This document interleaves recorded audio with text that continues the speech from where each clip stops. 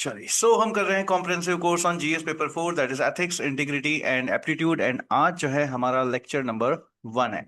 Sir basically ये lecture number 1 भी नहीं है, इट्स एन इंट्रोडक्टरी लेक्चर। कैसा lecture? It's an introductory lecture. Introductory lecture के अंदर हम लोग डिस्कस करेंगे कि हमको ये सब्जेक्ट किस तरीके से पढ़ना है, और हम हमारी इस सब्जेक्ट की इंपॉर्टेंस क्या है, और हम हमारे ऑनगोइंग प्रिपरेशन के अंदर इस सब्जेक्ट को जो है वो किस तरीके से इनकॉर्पोरेट जो है वो करने वाले हैं। करेक्ट। इस सब्जेक्ट की इंपॉर्टेंस को हमको जो है वो सबसे ज्यादा समझनी है यहाँ पे। तो बात आती है कि सर चलो उससे पहले हम लोग यहाँ पे समझ लेते हैं कुछ नियम प्लस कायदे प्लस कानून हमारे सब्जेक्ट के। Yes sir. तो ये क्या है सर? ये हमारी क्लास के कुछ रूल्स की प्रीवियस क्लासेस को आपको कम से कम 3 बार देखना है ताकि सब्जेक्ट का बेटर रिटेंशन हो सके। आपको रेगुलरली न्यूज़पेपर पढ़ना है, आप चाहे तो द हिंदू या फिर इंडियन एक्सप्रेस न्यूज़पेपर जो है वो पढ़ सकते हैं। सर मैं ना पूरा का पूरा न्यूज़पेपर पढ़ लूँ क्या? पूरा न्यूज़पेपर कभी भी नहीं पढ़ना होता है। जो स्टैटिक पोर्शन आपने कंप्लीट कर लिया है उसी से रिलेटेड न्यूज़ आपको देखनी होती है। एंड जैसे ही कोई भी पॉइंट आपका कोई भी न्यू पॉइंट आपको यहाँ पे मिलता है, उसको ले जाकर के अपने नोट्स के अंदर आपको अपलोड कर ले अपडेट जो है वो कर लेना होता है। Yes sir. रेगुलर आपके पास यहाँ पे डाउट सेशंस होंगे, मेंटेन करके रखना है decorum and discipline the class. किसी भी तरह का कोई भी फाउल कमेंट आप करते हो तो उसको टॉलरेट बिल्कुल भी नहीं किया जाएगा, एंड स्ट्रेट अवे आपको यहाँ से ब्लॉक कर दिया जाएगा। अगर आप क्लास में लेट आते हैं, इससे आपकी सब्जेक्ट की अंडरस्टैंडिंग इंपैक्ट होगी। सो इससे बचने के लिए क्या करना है? पंक्चुअलिटी को मेंटेन करके रखना है। The medium of the teaching is bilingual, every possible attempt will be made to explain a topic, so please don't insist on any particular language for teaching. Please keep your mic off and camera on while during the lecture. And जब कोई discussion के लिए बोला जाए तो आपको अपने mic को ऑन जरूर करना है। एंड जो बैकलॉग के सब्जेक्ट हैं उनको वेबसाइट के ऊपर जाके कंप्लीट कर लेना है, क्योंकि अगर आपने उनको कंप्लीट नहीं किया तो फिर जिस रेस में आप दौड़ रहे हैं उसमें बहुत ही पीछे जो है वो रह जाएंगे। कैसा? सो विद दिस, सबसे पहली बात हमारे पास यहाँ पे दिमाग में यही आती है कि सर हमको ना ये जीएस पेपर 4 जो है वो पढ़ना चाहिए या नहीं पढ़ना चाहिए। एंड इसमें देखो दो चीजें बहुत ज्यादा इंपॉर्टेंट है। The first thing is, please understand, there are two very important things about this subject. First is, please take a note of it, why we need to study the subject. And second is, when we need to study the subject. First, why we need to study the subject. Second is, when do we need to study the subject. हमको ये subject को जो है वो कब पढ़ना है। अब ऑब्वियसली आप अभी जो जितने भी लोग, मान लो अगर कोई भी नया जुड़ा है मेरे से कुछ भी है, तो आपको तो अभी से ही करना है। एंड अगर आप लोग शुरू से पढ़ते आ रहे हैं तो हमको एक जो जो लोग भी जस्ट रिकॉर्डेड देखते हैं, जो उनके पास रिकॉर्डिंग के अंदर ये सब्जेक्ट है, उनको भी ये चीज समझनी है कि हमको ये सब्जेक्ट जो है वो किस तरह से और कितने टाइम में किस कैसे जो है वो हमारी प्रिपरेशन के अंदर इनकॉर्पोरेट करना है। So first let's understand why do we need to study this subject, कि ये सब्जेक्ट ना हमको यहाँ पे पढ़ना ही क्यों है। अब ना आप लोग कितने लोगों को ये सारी डाउट होता है कि सर ये सब्जेक्ट ना हमको पढ़ना ही क्यों है? जस्ट बिकॉज सिलेबस में है इस वजह से ये सब्जेक्ट हमको पढ़ना है क्या? See, please switch on your camera guys, switch on your camera. कि सर जस्ट क्योंकि सिलेबस में हमको ये सब्जेक्ट दे रखा है इस वजह से हमको ये सब्जेक्ट पढ़ना है। सिलेबस में हमको ये सब्जेक्ट दे रखा है इस वजह से जो है हमको ये सब्जेक्ट पढ़ना है। Is it so? Is it so? So in your consciousness what answer you can have कि ये वाला सब्जेक्ट हमको किस लिए पढ़ना है, ये सब्जेक्ट हमको किस लिए जो है वो पढ़ना है। क्या आंसर आपका हो सकता है? Please comment. ये सब्जेक्ट जो है हमको किस लिए पढ़ना है, ये सब्जेक्ट हमको किस लिए पढ़ना है। Why do we need to study this subject? Why do we need to study this subject? Because जब तक आपका वाई क्लियर नहीं होगा आप इस सब्जेक्ट को जो है वो सही से नहीं समझ पाएंगे। अब आप में से बहुत सारे लोगों के, ये देखो परमवीर सिंह ने कहा सर ऑनेस्ट होने के लिए मुझे ये सब्जेक्ट पढ़ना है, और डिसीजन मेकिंग एबिलिटी के लिए ये सब्जेक्ट पढ़ना है। Good one, good one. और for ethical decisions as an officer के लिए मुझे ये सब्जेक्ट पढ़ना है। Good one, good one. जितने भी लोग आप में से इस तरीके के आंसर्स दे रहे हैं, जितने भी लोग आप में से इस तरीके के सब्जेक्ट के आंसर्स दे रहे हैं, प्लीज कम क्लोजर, देखिए हैंड, एंड ऐसे मारो खुद के एक। करेक्ट, ये सारी फालतू की बात है। इन two teachers ethics and morality, again मारो एक ऐसे। This subject is very crucial for UPSC selection. मैं हमेशा से कहता हूं कि अगर मैं प्यार में पढ़ करके, अगर मैं कहता ना कि एक सब्जेक्ट के भावनाओं को समझ करके, कि क्योंकि मुझे एक सब्जेक्ट बहुत अच्छा लगता है, अगर मैं उसको लेकर के पढ़ूं और अगर मैं इन सारी बातों को लेकर के अगर हम पढ़ेंगे, तो हम एक सब्जेक्ट को कभी भी कंप्लीट ही नहीं कर पाएंगे। We need to be so purposeful. We are studying this subject to pass this examination at first. आपको फर्स्ट टाइम में ये सब्जेक्ट क्लियर कराने में, पास कराने में इस एग्जाम का, इस सब्जेक्ट का बहुत बड़ा हाथ होता है। आपकी रैंक लाने में इस सब्जेक्ट का बहुत बड़ा हाथ होता है। जब तक आप इस एग्जाम को क्लियर ही नहीं कर सकते, जब तक आप इस एग्जाम को क्लियर ही नहीं करो, तब तक ना तो आप केस बेस्ड नॉलेज जो भी है आप करना चाहते हो, या ऑनेस्ट होना चाहते हो, या कहते हैं ना एथिकल डिसीजंस लेना चाहते हो, जब तक उस मुकाम पे आप पहुंचोगे ही नहीं, तब तक कुछ भी नहीं जो है आपके पास यहाँ पे होता है। करेक्ट। सो सबसे सीधी सी बात क्या है सर, अगर इस एग्जाम को हमको क्लियर करना है ना, तो पहले एक माइंडसेट चलता था कि अगर जीएस पेपर 4 को ना भी पढ़ो तो चलेगा। यस, एक बुक आती है, लेक्शन करके उस बुक को आप यहाँ पे पढ़ लेंगे तो उससे जो है वो हो जाएगा। बट क्या आज के टाइम में हो सकता है क्या? नहीं। वी नीड टू अंडरस्टैंड कि आज के टाइम में जितनी भी स्ट्रेटजीज बन रही है, उन सारी स्ट्रेटेजीज के अंदर जीएस पेपर 4 की इंपॉर्टेंस बहुत ज्यादा रखी जाती है। पहले के टाइम में जीएस पेपर 4 की इंपॉर्टेंस इतनी नहीं थी, तो लोग कम भी पढ़ते थे ना, तो चल जाता था। आज के टाइम में वो सब्जेक्ट जो कि कंपटीशन क्रिएट कर रहा है ना, जीएस पेपर 4 इज अमंग दो subjects which is creating the competition. Understood? बात समझ रहे हो ना, कि पहले इस सब्जेक्ट को लेके कंपटीशन नहीं था, बट अब इस सब्जेक्ट को लेकर के ना बहुत ज्यादा कंपटीशन आपके पास यहाँ पर जो है वो आ गया है। लोग जीएस पेपर 4 के अंदर उतना स्कोर नहीं कर, सॉरी, जीएस पेपर 1 to 3 के अंदर इतना स्कोर नहीं करते हैं जितना जीएस पेपर 4 के अंदर आपके पास यहाँ पे स्कोर जो है वो करता है। This subject is totally mains oriented. तो मेंस का गेम हम पहले समझेंगे। मेंस का गेम हम पहले समझने के बाद में हम समझेंगे कि इस सब्जेक्ट को हमको हमारी प्रिपरेशन के अंदर कब इनकॉर्पोरेट करना चाहिए और कैसे पढ़ना चाहिए। हम कोई मोटिवेशनल बातें नहीं करेंगे, जस्ट प्रैक्टिकल बातें हैं, जिससे हमारा एम, जिससे हमारा ऑब्जेक्टिव, जिससे हमारा टारगेट फुलफिल होता है। रेडी? यस। चलिए, गुड वन। तो समझते हैं। देखो, मेंस में ना सिलेक्शन के लिए सबसे ज्यादा जो चीज इंपॉर्टेंट होती है, मैं हमेशा कहता हूं, वो आपके पास होती है मार्क्स।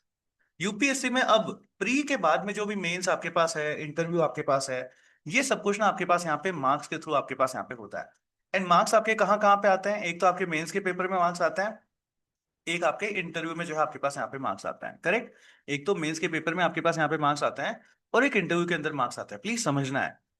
अब देखो, आप लोगों के लिए 2027 का एग्जाम भी आने वाला है ना, नेक्स्ट ईयर 2027 का आपके पास एग्जाम होगा। अब मेरे ख्याल से जितने भी लोग आप लोग पढ़ रहे हैं 2027 के लिए, अब आप लोग अपनी स्ट्रैटेजी वगैरह सब कुछ बना करके जो है आप लोगों को पढ़ना है। एक एम्ड वे में आपको जो है अपनी प्रिपरेशन जो है वो करनी है। सबसे पहले ना हमको हमारा ऑब्जेक्टिव क्लियर करना होता है कि इस एग्जाम में ना मेरा ऑब्जेक्टिव क्या है। देखो, आज के से आप जब कभी भी इस सब्जेक्ट को जो है वो स्टार्ट करते हो, वैसे इस सब्जेक्ट को मैं 2027 के पर्सपेक्टिव से जो है पूरा का पूरा पढ़ाऊंगा, है ना। यानी हम इस सब्जेक्ट को अभी कर रहे हैं, 2027 के लिए वापस नहीं होगा, यही सब्जेक्ट जो है आपके पास यहाँ पे रहेगा।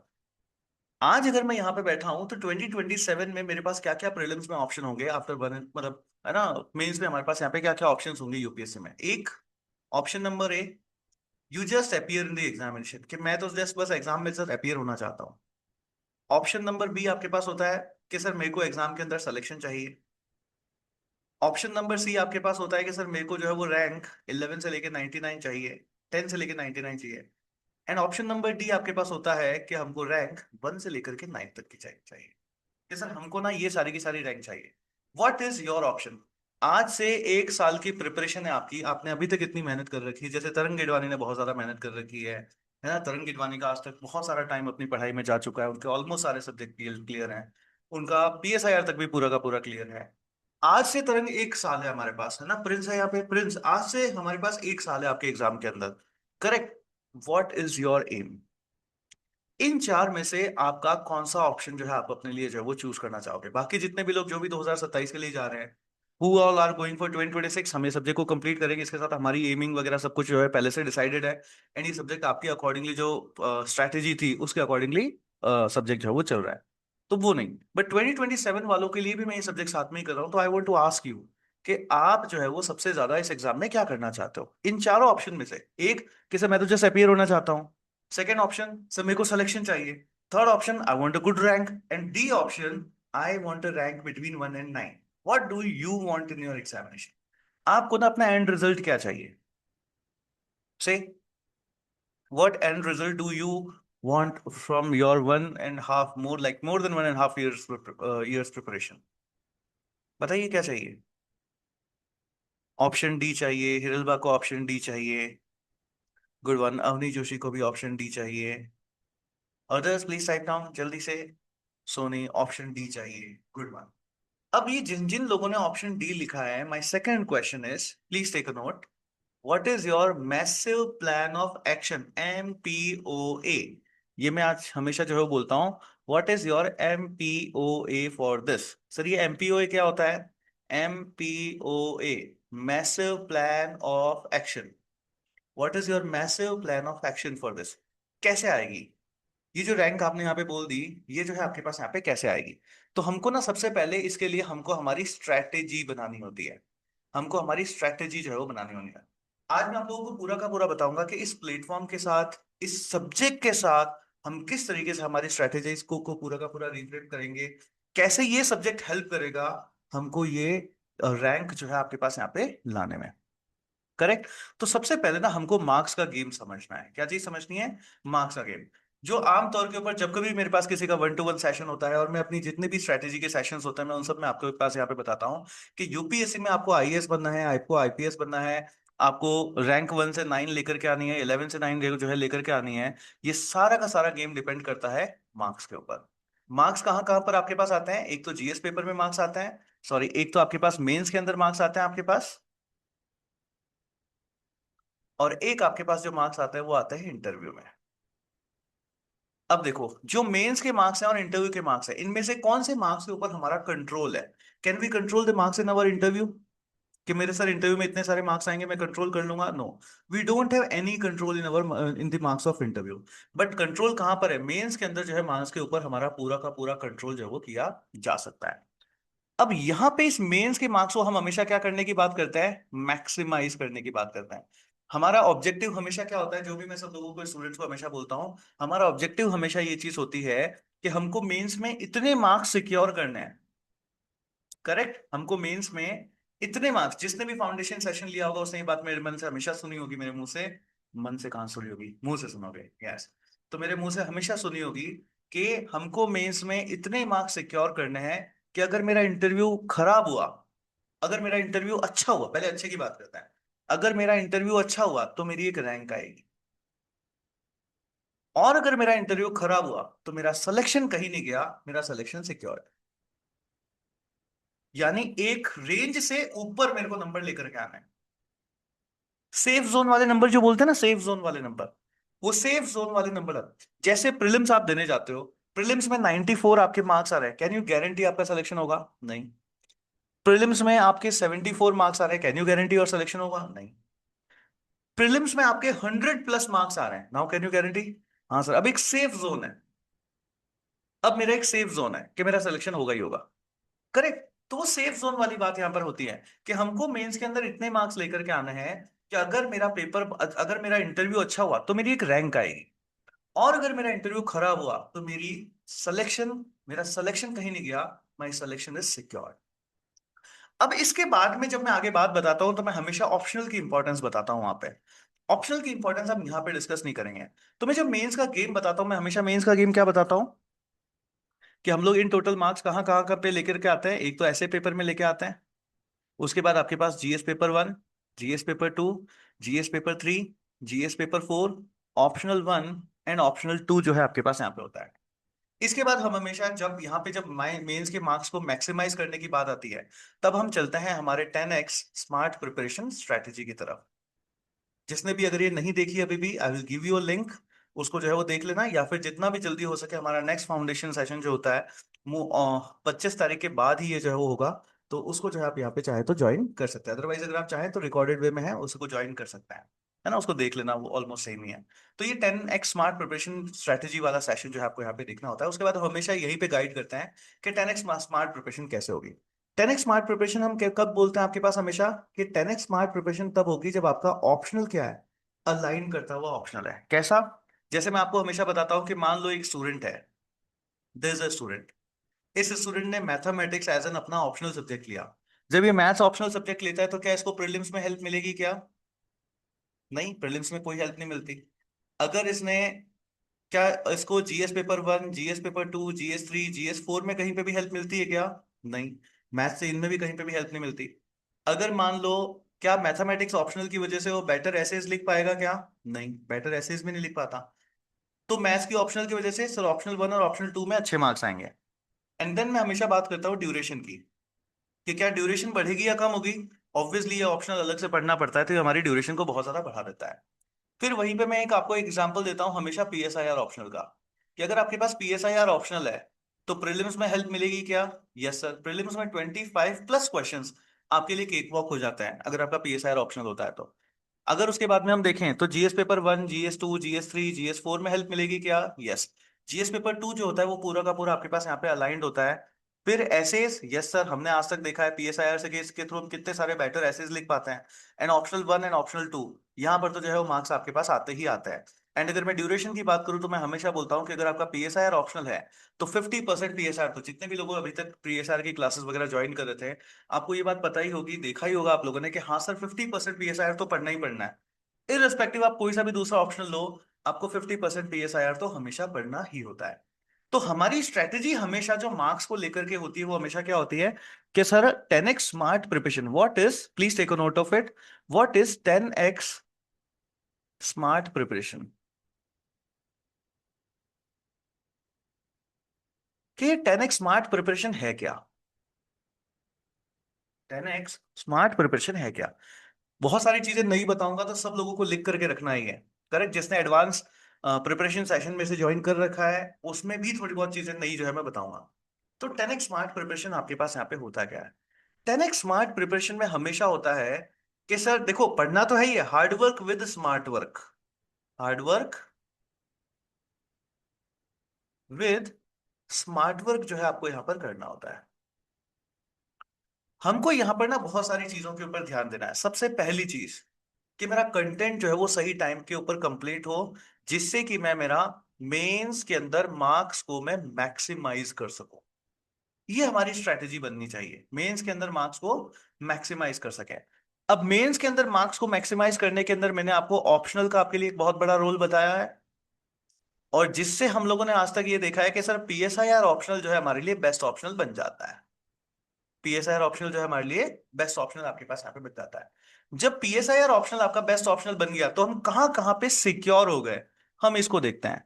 तो कहाँ कहाँ पे सिक्योर हो जाएंगे? ऐसे पेपर है, GS paper 1, GS 2, GS 3, GS 4, optional 1 and optional 2। अब अगर आपका पीएसआईआर ऑप्शनल है तो आप कहाँ कहाँ पे सिक्योर हो गए? सर मैं ऐसे के पेपर में सिक्योर हो गया हूँ, जीएस पेपर 2 के अंदर सिक्योर हो गया हूँ, optional paper 1 and optional paper 2 इनके अंदर हम सिक्योर हो गए। अब बात आती है यहां पर हम एक तीसरी टेक्निक की बात करते हैं which is known as target answer writing. Please take a note, target answer writing.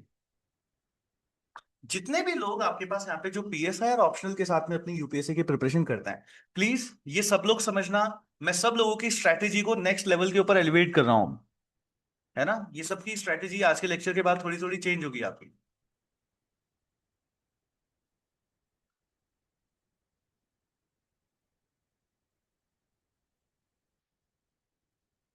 Yes. तो हमको क्या करना है, अब हमको, मतलब ऐसे हमारा हो गया, ऐसे के साथ साथ जीएस पेपर 2 सिक्योर हो गया and optional paper 1 and 2 secure हो गया। उसके बाद हम एक टेक्निक अपनाते हैं जिसको बोलते हैं टारगेट आंसर राइटिंग। कि सर अब ना हमसे ये सारी चीजें तो हो गई, अब हम क्वांटम प्रिपरेशन की तरफ जा रहे हैं। पूरी क्वांटम तो कब होगी? जब आपका सारा सब कुछ ओमेगा एंड अल्फा खत्म हो जाता है उसके बाद क्वांटम की तरफ।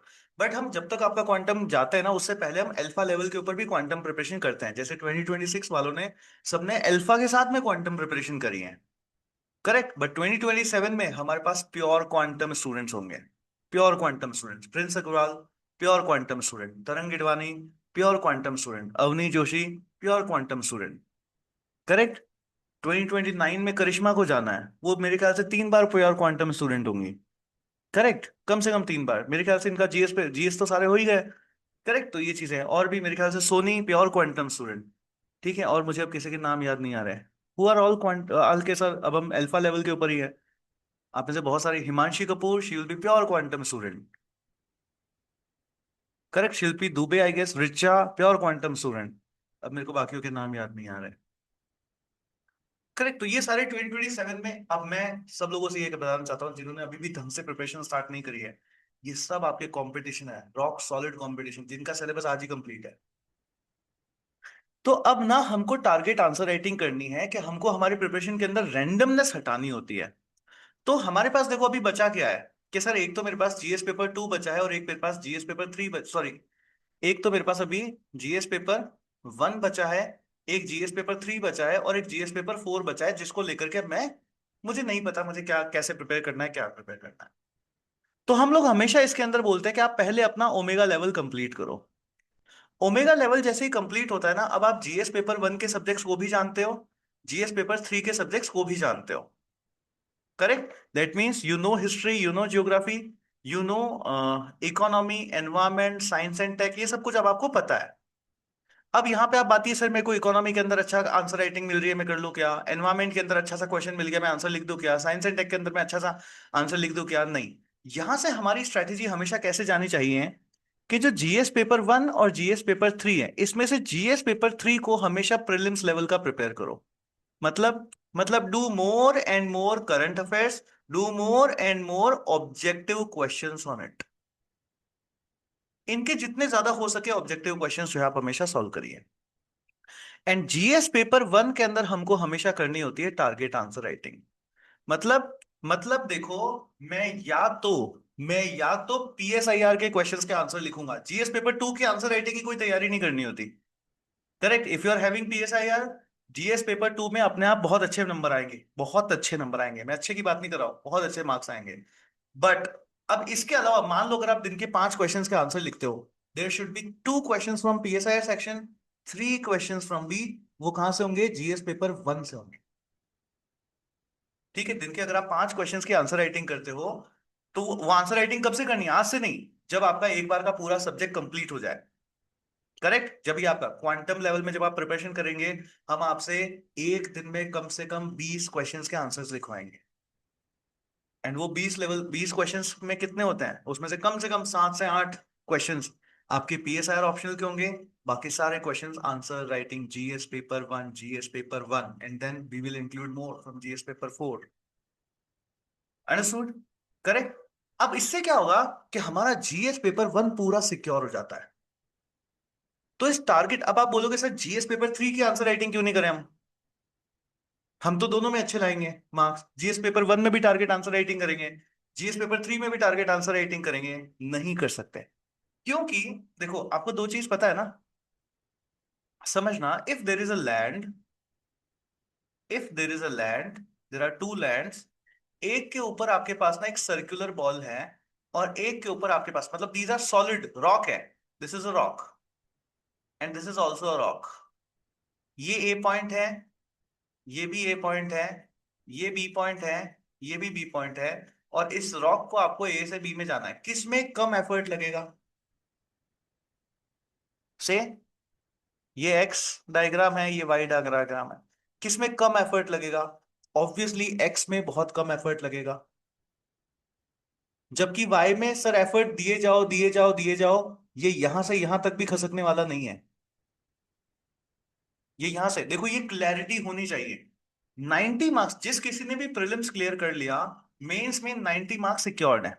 70 प्लस 80 प्लस 90 तक के मार्क्स आपके, 70 से 90 की रेंज में हमेशा मार्क्स आ जाते हैं, भले आप पढ़ना छोड़ दो तो भाई। करेक्ट? बट 90 से 100 और 100 से 110 करना इज लाइक पसीना यहां से पैर तक डेली आता है, इतनी पढ़ाई करनी होती है। तो इसमें जो ये आपका economy, environment, science and tech, ये सब जो जीएस पेपर 3 है, उसमें ना वो रॉक कैसा है? वो रॉक स्क्वायर शेप का है। बहुत एफर्ट लगेंगे, बहुत ज्यादा एफर्ट लगेंगे। और उसके बाद भी यू कैन नॉट गारंटी कि आपके उतने अच्छे मार्क्स आएंगे कि नहीं आएंगे, नहीं। जबकि उससे 1/10 एफर्ट अगर आप करते हो जीएस पेपर 1 के अंदर, आपके वहां पे मार्क्स बहुत अच्छे आ जाता है। नाउ अब आपकी चॉइस होती है कि नहीं सर मैं तो इमोशनल होऊंगा, मुझे इकोनॉमी सब्जेक्ट बहुत अच्छा लगता है, और you will do a wise choice कि no sir I will go with GS paper 1। Say what you will do? You will go with GS paper 1। तो हम जीएस पेपर 1 के साथ टारगेट आंसर राइटिंग करते हैं, और जीएस पेपर 3 के साथ हमेशा क्या करते हैं सर? जीएस पेपर 3 के साथ में हम हमेशा ऑब्जेक्टिव प्रिपरेशन करेंगे। अब देखो अगर आपकी प्रिपरेशन कैसी बनी, कि सर आपने पॉलिटी पढ़ा, आपने आईआर पढ़ा, समझना, आपने पॉलिटी पढ़ा, आपने आईआर पढ़ा। Once you are done with these subjects, you can start PSIR. Correct? इसमें मैं एक और चीज डालना चाहूंगा, अगर आपको इससे भी अच्छे से ज्यादा अच्छे से प्रिपरेशन करनी है ना, देन वर्ल्ड हिस्ट्री भी इससे पहले कर लो। ये करने के बाद you go for PSIR. This is the best way to start PSIR. पहले ये सारा कंप्लीट करो, ये कंप्लीट करने के बाद पीएसआईआर जाओ। पीएसआईआर आपके लिए केक वॉक है। Understood, it's just a cake walk. क्योंकि वर्ल्ड हिस्ट्री में भी बहुत सारा पीएसआईआर की अंडरस्टैंडिंग हमारे पास यहाँ पे जो है वो आ जाती है। अब इसके बाद देखो, इस जब आपने ये कर लिया तो आपका क्या क्या सिक्योर हुआ। हमारा ऐसे सिक्योर हो गया पूरे तरीके से, हमारा जीएस पेपर 2 सिक्योर हो गया, हमारा ऑप्शनल 1, हमारा ऑप्शनल 2, ये सारा सिक्योर हो गया। इसके बाद हमने दूसरी टेक्निक अपनाई, which is target answer writing. उस टारगेट आंसर राइटिंग के थ्रू हमने जीएस पेपर 1 को भी सिक्योर कर लिया। अभी भी ग्रे एरियाज क्या कहाँ, ठीक है, अभी भी उसके बाद सुनो। अब उसके बाद में हमने जो जीएस पेपर 3 है, जीएस पेपर 3 के अंदर हम हद से ज्यादा ऑब्जेक्टिव प्रैक्टिस करेंगे। इस ऑब्जेक्टिव प्रैक्टिस से देखो, जीएस पेपर 3 में इकोनॉमी आपका अच्छे से हो जाएगा, एनवायरमेंट आपका अच्छे से हो जाएगा, साइंस एंड टेक अच्छे से हो जाएगा। आप मुझे बताओ इनमें से कितने ज्यादा करंट अफेयर्स आते हैं, इनमें से कितनी ज्यादा क्वेश्चनिंग आती है आपके पास प्रीलिम्स के अंदर। आपका प्रीलिम सिक्योर हो गया कि नहीं हो गया अगर आप इस तरीके से प्रिपेयर कर रहे हैं तो। Understood, we are securing our selection. Otherwise लोग क्या है, रैंडमली प्रिपेयर करते जाते हैं और उनका सिलेक्शन ही नहीं होता। प्रिपेयर करते जाओगे और उनका सिलेक्शन ही नहीं होता। सो इन अ वे अगर मैं देखूं तो मार्क्स कहाँ कहाँ पे आने थे, ऐसे के पेपर में मार्क्स आने थे, जीएस पेपर 1 में आने थे, जीएस पेपर 2 में आने थे, GS paper 3, GS paper 4, optional 1 and optional 2। सो मैंने कहाँ कहाँ पर मार्क्स सिक्योर कर लिए, ऑप्शनल 1 एंड 2 में सिक्योर्ड, ऐसे paper secured, GS paper 2 secured. Please समझना, ये स्ट्रेटेजी तभी काम करेगी if your optional is PSIR. अगर इसके अलावा हिस्ट्री आपका ऑप्शनल है, जियोग्राफी आपका ऑप्शनल है, सोशियोलॉजी आपका ऑप्शनल है, एंथ्रोपोलॉजी आपका ऑप्शनल है, एनी अदर कोई सा भी ऑप्शनल है, this strategy will not work there. Why it will not work there? क्योंकि आप टारगेट, क्योंकि आपने ना, जब अगर आपका मान लो जैसे अगर आपका कोई भी दूसरा optional, let's say if geography is your optional, तो यहां पे जो हमने सेकंड स्ट्रेटेजी अपनाई है ना, टारगेट आंसर राइटिंग, वो वाली यहां पे नहीं हो पाती। क्यों? क्योंकि आप एक पेपर को सिक्योर नहीं कर सकते उससे। अगर आपका ऑप्शनल पीएसआईआर है तो जीएस पेपर 2 ऑटोमेटिकली पूरा सिक्योर हो गया। But if your optional is let's say geography, तो आप कहोगे सर जीएस पेपर 1 सिक्योर हो गया ना, नहीं हुआ सिक्योर, नहीं हुआ वो सिक्योर। सर कैसे सिक्योर नहीं हुआ? जीएस पेपर 1 में ज्योग्राफी आती है, उसमें ज्योग्राफी कम आती है, उसमें उसके अलावा भी बहुत कुछ आता है, हिस्ट्री है, अलावा डिजास्टर मैनेजमेंट सब्जेक्ट है, सोसाइटी से रिलेटेड पता नहीं कितनी सारी प्रॉब्लम्स है, तो ऐसे करके बहुत सारा उसमें और भी आता है। सो जीएस पेपर 1 को अगर मेरे को उस तरीके से सिक्योर करना है ना, जैसे हम पीएस आईआर की तरफ से जीएस पेपर 2 को कि सर बिल्कुल पढ़ना ही ना पड़े, तो आपको हिस्ट्री और जियोग्राफी दो ऑप्शनल पढ़ने पड़ेंगे। अंडरस्टूड? तो पूरे तरीके से जीएस पेपर 1 सिक्योर नहीं होता है, ये बात हमेशा ध्यान रखना। और अगर मेरा एक जीएस पेपर सिक्योर नहीं हुआ तो मेरी टारगेट आंसर राइटिंग वाली जो अप्रोच है वो फेल हो जाएगी। क्योंकि फिर मेरे को दो पेपर्स को टारगेट करने पड़ेंगे। मेरे को ऑप्शनल की भी तैयारी करनी पड़ेगी, साथ साथ मुझे जीएस पेपर 1 और जीएस पेपर 2 की दो की टारगेट आंसर राइटिंग करेगी। तो सर मैं कर लूंगा ना बेटा? पॉसिबल नहीं है, टाइम लिमिटेड है, पढ़ना बहुत सारा है। So you need to do smart work, in a hard work. Hard work करना है स्मार्टर वे में। अंडरस्टूड? तो ये प्रिपरेशन प्लीज समझना एक्सक्लूसिवली पीएसआईआर ऑप्शनल के साथ ही जाती है, क्योंकि उसमें वो हमारा क्या है, हमारा सर पूरा का पूरा सिक्योर हो जाता है सारी की सारी चीजें। सो अगेन देखो, अब समझते हैं। ऐसे है, GS paper 1, GS paper 2, GS paper 3, GS paper 4, optional 1 and optional 2। अगर आपका पीएसआईआर ऑप्शनल है तो this is secured, this is secured, this is secured. And then हम क्या कर रहे हैं सर, हम टारगेट आंसर राइटिंग करके हम जीएस पेपर 1 को भी सिक्योर कर रहे हैं। अंडरस्टूड? जीएस पेपर 3 के अंदर एनी हाउ मेरे को 80 प्लस मार्क्स आ जाते हैं, इट्स इनफ फॉर मी। इससे ज्यादा काम को करना भी नहीं है, ठीक है, it's enough for me. Now हमारे पास जो बचता है, और ये मार्क्स आ जाएंगे क्या सर? ऑब्वियसली, अगर आपने प्रीलिम्स क्लियर किया है और आप अच्छे से कनेक्टेड हो, ऐसा नहीं कि सब्जेक्ट को छोड़ दे रहे हो, आप इसमें करंट अफेयर्स पढ़ते जाओगे जो भी है, ठीक है, जो भी पीवाईक्यूज है आप इसमें वो करते जाओगे, बाकी इससे ज्यादा और कुछ भी नहीं करना है। आप 80 छोड़िए, आपके 90 मार्क्स, 80 से लेकर 90 की रेंज में आराम से आपके मार्क्स आ जाते हैं। और एक बात हमेशा ध्यान रखनी होती है कि कोई भी क्वेश्चन छोड़ना नहीं है, आपको सारे के सारे क्वेश्चन अटेम्प्ट करना है। तो एनी हाउ आप 80 से 90 की रेंज में इसमें पहुंच जाते हो। अब बात आता है जीएस पेपर 4 की। करेक्ट, जीएस पेपर 4 की। आपको ये वाली स्ट्रेटेजी समझ में आई ना? अब मैं आपको ये बताऊंगा, जीएस पेपर 4 को स्ट्रॉन्ग करना तो अभी सीखेंगे। मैं आपको ये बताऊंगा कि जस्ट इस स्ट्रेटेजी से भी, जस्ट इतनी सी इस स्ट्रेटेजी से आप कैसे बाकी सारे लोगों की स्ट्रेटेजी से ऊपर हो गए। आपने स्मार्टली उतनी ही पढ़ाई करके बाकी लोगों से आप ज्यादा मार्क्स लेके आओगे। क्यों? क्योंकि आज के टाइम में ना क्या है आपके पास, यहाँ पे जो जीएस पेपर 4 है ना, मार्केट में जो अभी भी स्ट्रेटेजी चलती है, वो क्या स्ट्रेटेजी चलती है आपके पास यहाँ पे, कि हमको ऑप्शनल पेपर 1 और 2 में अच्छे मार्क्स लेके आना है, उसके बाद ऐसे में, और उसके बाद जीएस पेपर 4 में। आप किसी की भी स्ट्रैटेजी देख लोगे ना, वो हमेशा यही स्ट्रैटेजी अपनाएगा। क्यों? Because they are not confident with GS paper 1, GS paper 2 and GS paper 3। इनमें वो कॉन्फिडेंट नहीं होता है। सर वो इनमें कॉन्फिडेंट क्यों नहीं होते? क्योंकि वो इनकी बहुत ज्यादा आंसर राइटिंग करते हैं। सर अगर वो बहुत ज्यादा आंसर राइटिंग करते हैं तो फिर तो वो कॉन्फिडेंट होने चाहिए ना। नो बेटा, बहुत ज्यादा आंसर राइटिंग का मतलब रैंडम आंसर राइटिंग भी होता है। करेक्ट। एक तो आप टारगेटेड 100 क्वेश्चंस के आंसर लिख रहे हो, सिर्फ जीएस पेपर 1 के ही। करेक्ट। तो उसका एक इंपैक्ट आएगा। और एक आप 100 क्वेश्चंस लिख रहे हो बट रैंडमली, इसका कोई इंपैक्ट नहीं आएगा। Correct.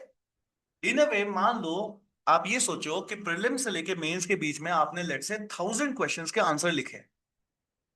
Now out of those 1000 questions, there are certain range of questions from your optional section। उसके बाद में there will be certain range of, जो बाकी जितने भी बहुत सारे क्वेश्चंस बनेंगे वो बिल्कुल बिखरे हुए हैं। कई सारे क्वेश्चन इकोनॉमिक है, कई सारे क्वेश्चन साइंस एंड टेक के है, कुछ एनवायरमेंट के है, कुछ। क्या आपको कभी भी कॉन्फिडेंस आएगा क्या? से नहीं। क्यों? क्योंकि आपने एक इफेक्टिव वे में पूरा सब कुछ तो कवर कर ही नहीं पाओगे। तो कभी भी उसमें हमको जो है वो नहीं आएगा, वो से कॉन्फिडेंस नहीं आएगा। बट वही अगर मैं आपको बोलूं कि 1000 क्वेश्चंस आपको करना है, 1000 में से out of 400 questions will be from PSIR, 400 questions will be from GS paper 1 only. Secure हो गए कि नहीं हो गए? यहीं भी पता चल गया, पीएसआर में अच्छे मार्क्स आने ही आने हैं, ऑप्शनल पेपर 1 एंड 2 में अच्छे मार्क्स आने ही आने हैं, जीएस पेपर 1 में अच्छे मार्क्स, 400 क्वेश्चन कर लिए भाई। ऐसे आराम से बहुत अच्छे से लिखोगे ही लिखोगे। सर 200 क्वेश्चन क्या नहीं करने क्या? 200 क्वेश्चन जीएस पेपर 4 के करेंगे। अंडरस्टूड? ओवरऑल अब आप मुझे बताओ, अगर हम इस तरीके से पढ़ते हैं, अगर हम इस तरीके से पढ़ते हैं कि सर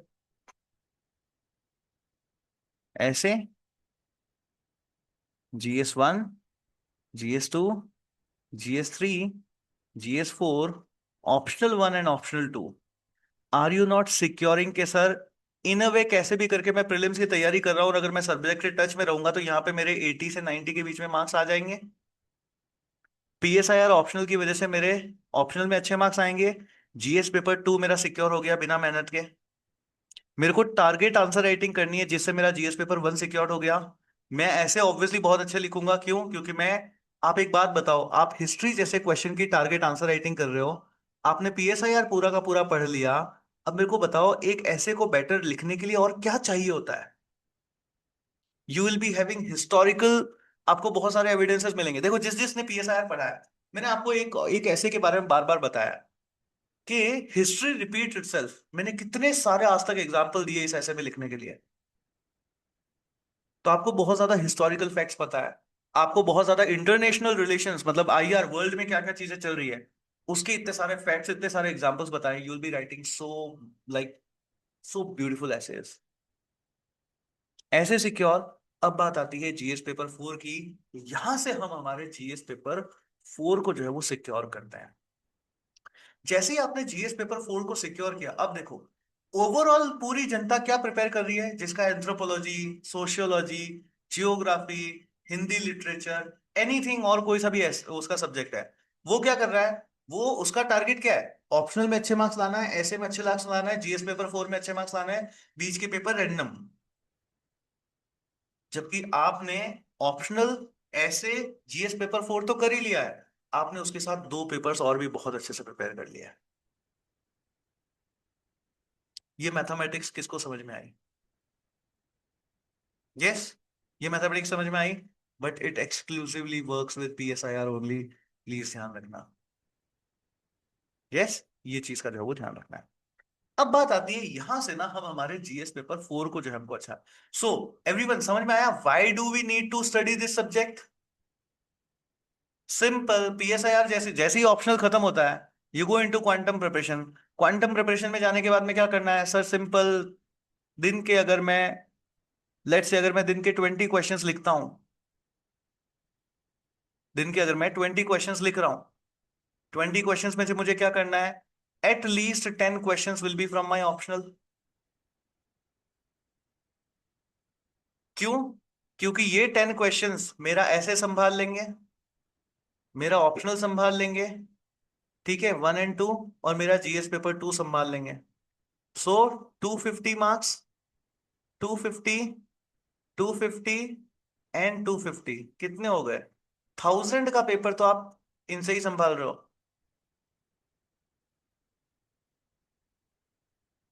उसके बाद में out of that 7 questions I will be doing from से जीएस पेपर 1।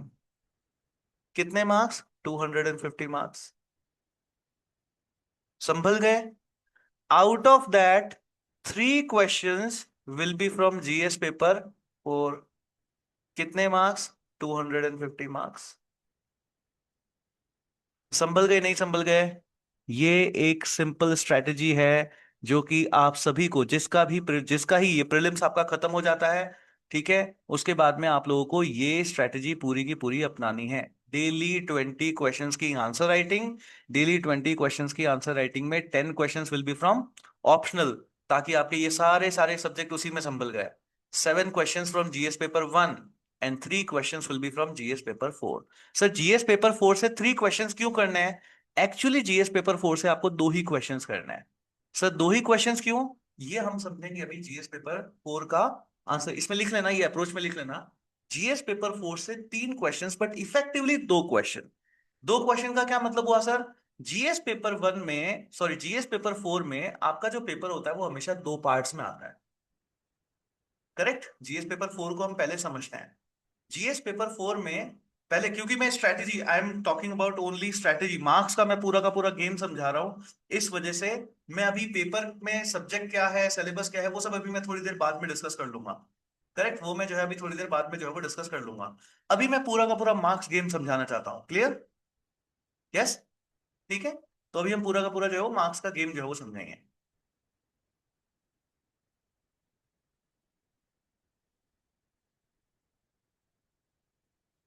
चलिए, नाउ जीएस पेपर जो 4 आपके पास यहाँ पे आता है ना, जीएस पेपर 4 पे आपको हमेशा 3 क्वेश्चंस करना है। 3 का मतलब है 2+1, ये डेली करना है।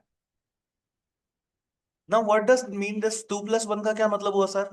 जीएस पेपर 4 जो आपके पास हमेशा दो पार्ट में आता है, एक ए पार्ट और एक बी पार्ट। ए पार्ट में there will be 6 questions, B part में there will be 6 case studies.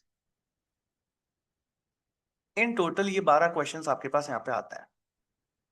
तो 6 आपके पास यहाँ पे केस स्टडीज जो है वो आपके पास यहाँ पे आती है। सर क्या इनमें कोई ऑप्शन मिलता है क्या? कोई ऑप्शन नहीं मिलता। Compulsory, compulsory. Correct, compulsory, compulsory होता है। तो ये 6 क्वेश्चंस और 6 आंसर। तो हमको हमेशा दो क्वेश्चंस की इसकी प्रैक्टिस करनी है, और एक हमको हमेशा केस स्टडीज की प्रैक्टिस करनी है। This will be in Oval कितना हो गया? 3।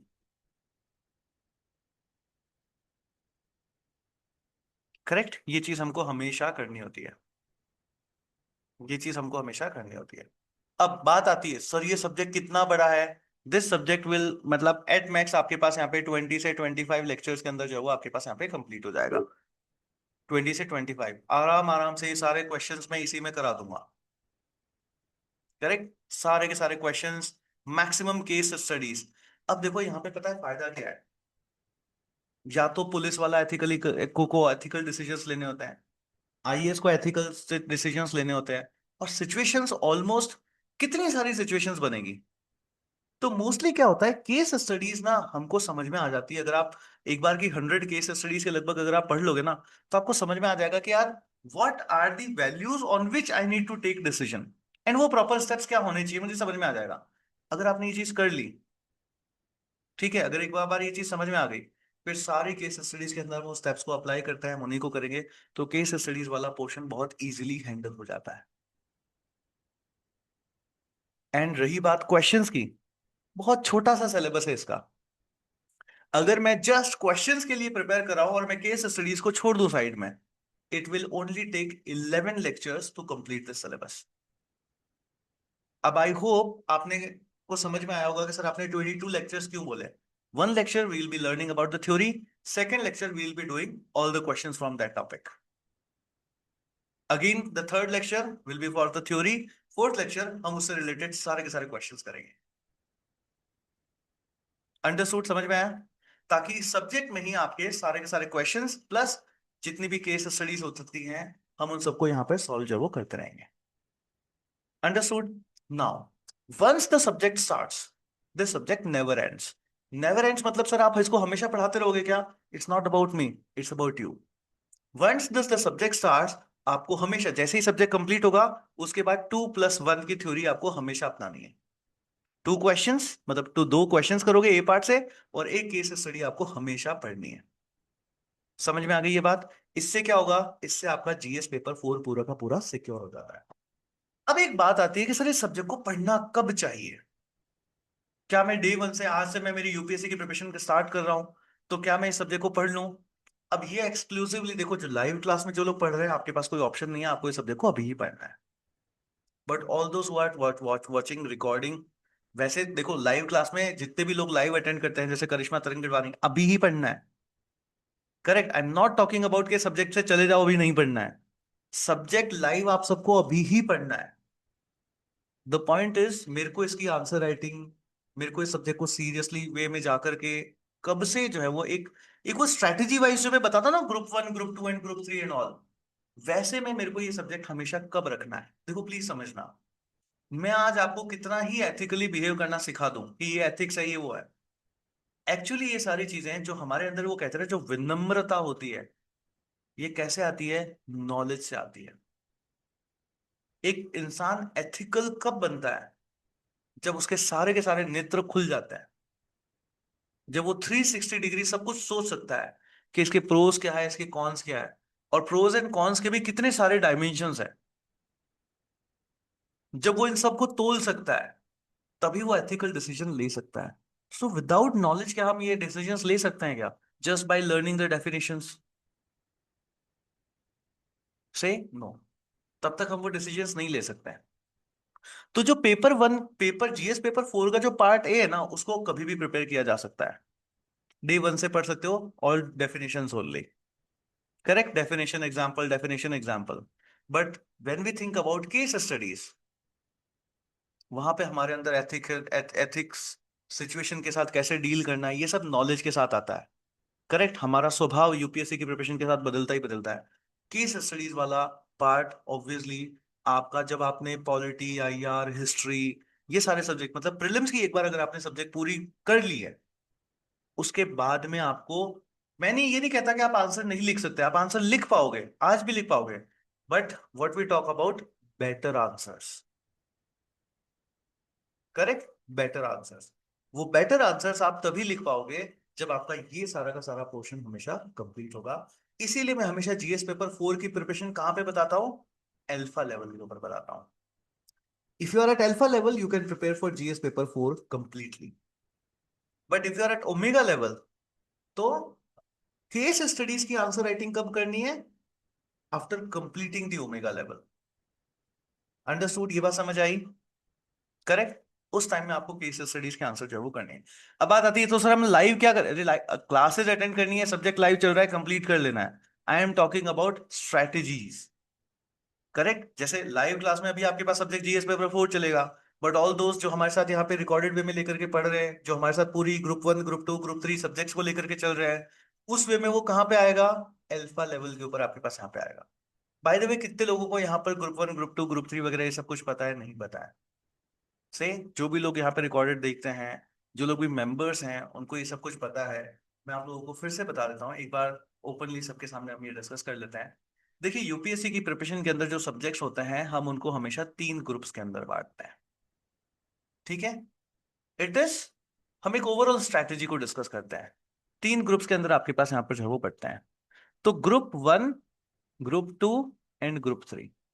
ग्रुप वन में जो आपके पास सब्जेक्ट्स आते हैं वो आते हैं आपके पास पॉलिटी। पॉलिटी के बाद में आपको हमेशा आईआर पढ़ना होता है, और उसके बाद में आपको हमेशा इकोनॉमी पढ़नी होती है।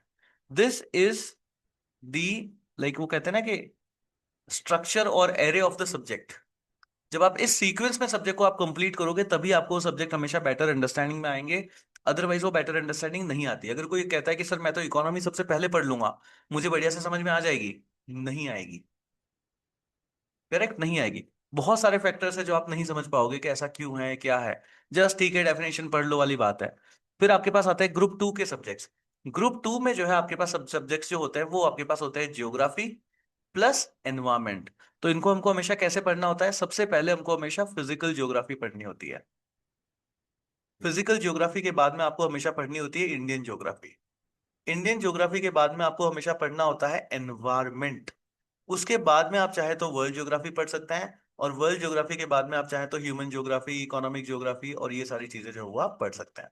ह्यूमन ज्योग्राफी और इकोनॉमिक ज्योग्राफी एक तरीके से आपके पास थ्योरेटिकली भी चलता है, और वैसे इसके अंदर करंट अफेयर्स बहुत ज्यादा देखना होता है कि अभी कौन से मेटल्स की बात हो रही है, वो कहाँ पर पाया जा रहा है वगैरह एवरीथिंग। नेक्स्ट आपके पास आता है ग्रुप थ्री का सब्जेक्ट। ग्रुप थ्री के सब्जेक्ट में आपको सबसे पहले पढ़नी चाहिए वर्ल्ड ज्योग्राफी। पहले हम इसमें मॉडर्न हिस्ट्री को, sorry not world geography, world history.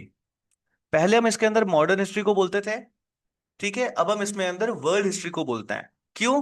क्योंकि वंस, अब स्टूडेंट्स के अंदर हमने स्ट्रेटेजी में ये देखा है, बहुत सारे स्टूडेंट, जो कि बहुत चीज सही भी है। देखो ये सब कुछ कब पॉसिबल है, जब आप एक फुल टाइम एस्पायरेंट हो। अगर आप एक फुल टाइम एस्पायरेंट नहीं हो और आप अपने सब्जेक्ट को कैसे भी कंप्लीट करना चाह रहे हो, तो पॉलिटी और आईआर के बाद में you can start with PSIR. But अगर आप पीएसआईआर पढ़ रहे हो तो मैं चाहता हूं कि पहले आपका वर्ल्ड हिस्ट्री भी कंप्लीट हो जाए। क्यों? सब्जेक्ट की बेटर अंडरस्टैंडिंग वैसे ही आएगी। इस वजह से वर्ल्ड हिस्ट्री आप पहले कंप्लीट करो, उसके बाद you can go for modern history. Modern history के बाद में एंशंट, एंशंट के बाद में मिडाइवल, और मिडाइवल के बाद में आपको पढ़ना होता है आर्ट एंड कल्चर। करेक्ट, इस तरीके से आपका हिस्ट्री पूरा का पूरा सब्जेक्ट जो है वो कंप्लीट होता है। अब बात आती है कि सर इनको पढ़ना किस तरीके से चाहिए। तो मैं हमेशा बताता हूं morning time is for group one subject. Why? That's a very heavy subject. Afternoon time जो आपके पास होता है it is for group two subjects. Why? It's a lighter subject. And जो शाम का टाइम आपके पास होता है it should be for group three subject. ये आपका ग्रुप थ्री सब्जेक्ट के लिए जो है आपके पास यहाँ पे होना चाहिए। अब बात आती है, सर ये सारा के सारे group one group two group three ये सब कुछ कब कंप्लीट होंगे, कैसे कंप्लीट होंगे? ये क्या है, ये group one group two and group three क्या है? This is our omega level. हमने आपके लिए यूपीएससी की प्रिपरेशन क्या कर रखी है, 4 लेवल्स हमने आपके लिए यहाँ पर बना रखे हैं। What are those four four levels? Foundation, foundation के बाद में ओमेगा, ओमेगा के बाद में अल्फा, एंड अल्फा के बाद में quantum level. And very soon we are going into this quantum level now. क्यों? क्योंकि जैसे ही हमारे ऑप्शनल और जीएस पेपर 4 कंप्लीट हो गया, नाउ सिंपल क्वांटम। बहुत सारे स्टूडेंट्स हैं जो अब हमारे क्वांटम लेवल के ऊपर पहुंच जाएंगे। यस, ये चीज है। So foundation, omega and alpha. This foundation, foundation के अंदर हम क्या सीखते हैं, how to do 10x smart preparation. And this omega level क्या है, नाउ वी कैन क्लेम कि now you can, foundation omega level is like जो आप 3 साल में पढ़ते हो, नहीं ओमेगा एंड अल्फा, 3 साल में पूरा का पूरा GS paper one, GS paper two, GS paper three, GS paper four, PSIR पूरा का पूरा ऑप्शनल, ऐसे की तैयारी, ये सब कुछ अगर कोई स्टूडेंट करने को बैठे तो 3 साल लगते हैं उसको। बस इस 3 साल के प्रिपरेशन को 1 साल में इजीली किया जा सकता है, अगर आप इस सीक्वेंस में पढ़ते हो, सही तरीके से पढ़ते हो। एंड ऑब्वियसली अगर आप यहाँ पे रैंडमली के सर मैं तो यूट्यूब से कुछ देखूंगा, मैं बुक्स के थ्रू कुछ देखूंगा, नहीं हो सकता। इसके लिए आपके पास प्रॉपरली कोर्सेज हैं।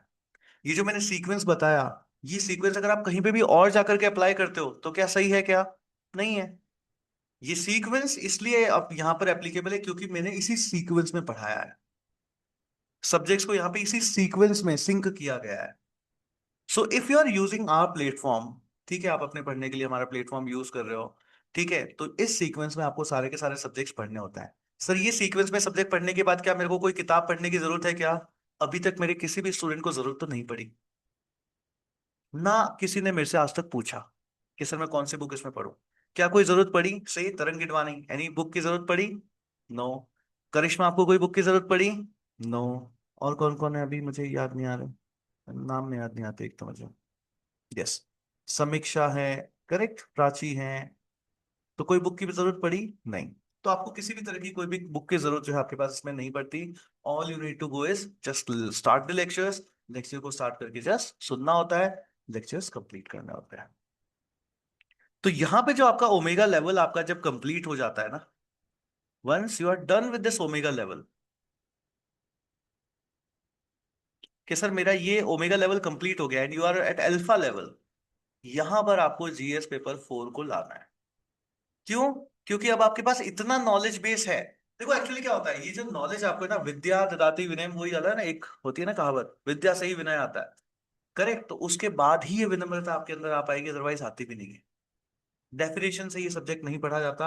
ये सब्जेक्ट आपको जब पहले का पास नॉलेज आएगा। सी, एथिक्स इज अबाउट आपकी पर्सनालिटी के अंदर ये सारी की सारी चीजें लेकर के आना, नॉट इन जस्ट डायरीज और आपके नोट्स में। अंडरस्टूड, समझ में आया? सो दो चीजें आपको क्लियर हुई, पहले why we need to learn this subject, second when we need to learn this subject. Correct? क्या कहीं पे भी इसका आंसर ये है क्या कि कल से क्लासेस में मत आना? नहीं, सब्जेक्ट तो अभी ही कर लेना है।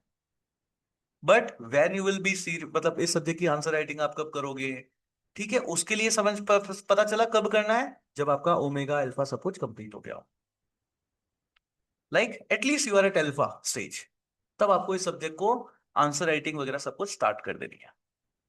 एंड 20 इज इक्वल टू 10 + 7 + 3 का फॉर्मूला समझ में आया सभी को? यस, 20 इज इक्वल टू 10 + 7 + 3 का फॉर्मूला समझ में आया? व्हाट आर दोस 20 क्वेश्चंस, जिसमें से 10 questions will be from PSIR, 7 questions will be from GS paper 1 and 3 questions will be, 3 कैसे होंगे, 2 + 1, 2 + 1। ये सब में कब जाना है? ये 20 फॉर्मूला का फॉर्मूला है, ये जस्ट एक झलक है क्वांटम लेवल की। क्या है ये? एक झलक है क्वांटम लेवल की। मतलब सर क्वांटम लेवल क्या है? What is that quantum level? Quantum level is आपके GS paper 1, 2, 3 and 4 subjects complete, आपका ऑप्शनल कंप्लीट। जब आपने ये सब कुछ पढ़ लिया, अब आप क्या पढ़ोगे? This is the question. क्या अब आप वापस इन्हीं सब्जेक्ट्स को पढ़ोगे? से सबसे ज्यादा जो स्टूडेंट माथ खाता है ना, वो यहीं पे माथ खाता है। ये पूरा का पूरा टाइम उसका कैसा चला जाता है? रैंडम प्रिपरेशन के अंदर। इसको हम यहाँ पे हटाते हैं आपके क्वांटम लेवल में, जिसमें बहुत सारी चीजें हम करते हैं, जिसमें से 20 is one of them, 20 Q is one of them. इसके अलावा भी बहुत सारी चीजें हैं, वो सब हम जब आपका क्वांटम लेवल हम यहाँ पे लॉन्च करेंगे, उसको स्टार्ट करेंगे, तब हम जो है यहाँ पे बात करेंगे। सर ये क्वांटम लेवल कब लॉन्च होगा? पीएसआईआर के 7 लेक्चर्स बाकी हैं, और जीएस पेपर 4 के आपके कितने लेक्चर्स बाकी हैं? ऑलमोस्ट लेट्स से 20 लेक्चर्स आपके बाकी है। And then boom, sir quantum, yes, quantum. But obviously quantum का मतलब ये नहीं है कि कोई भी आ सकता है। क्वांटम मतलब ये सब कुछ आपका भी कंप्लीट हो गया है। अगर आपका कंप्लीट नहीं हुआ है बेटा, अगर आपका अभी तक कंप्लीट नहीं हुआ है, then you are not eligible to be a quantum.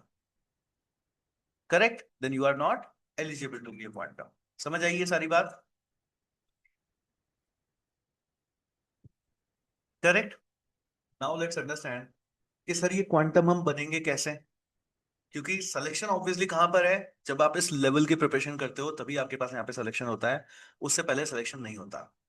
अब प्लीज समझना, फर्स्ट थिंग इज ये सब कुछ आपको पहले कंप्लीट करना है। जब तक आपका ये जीएस पेपर 1, 2, 3 एंड 4 वाली कंटेंट वाली जो आप लड़ाई लड़ रहे हो, जब तक ये है तब तक आपका सिलेक्शन जो है वो नहीं है।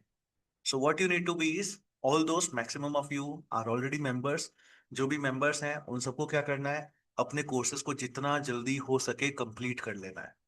एंड ऑल दोस्त जो कि अभी भी मेंबर नहीं है, जैसे परमवीर अभी मेंबर बने थे, तो मेरे ख्याल से परमवीर के साथ 1-to-1 नहीं हुआ है अभी तक। ठीक है, तो उनको स्ट्रेटेजी समझ में आ गई होगी कि किस तरीके से करना है। जो लोग अभी भी मेंबर नहीं है, you need to buy this membership plan, and membership लेने के बाद में अपने सब्जेक्ट को जल्दी जल्दी कंप्लीट कर लेना होता है।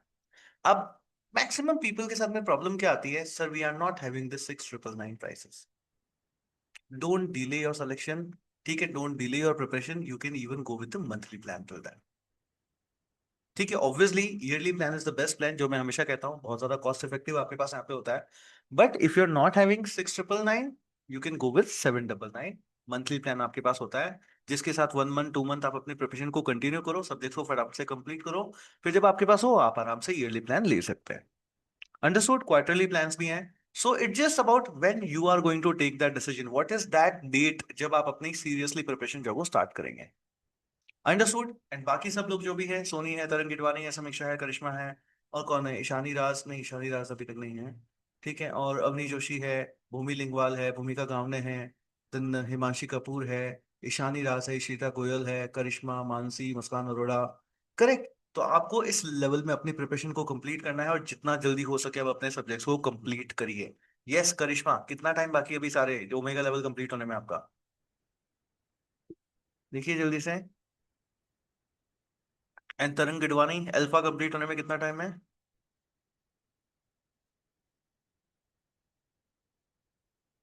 यस, पीएसआईआर के 7 लेक्चर, जीएस पेपर 4 के 20 लेक्चर्स।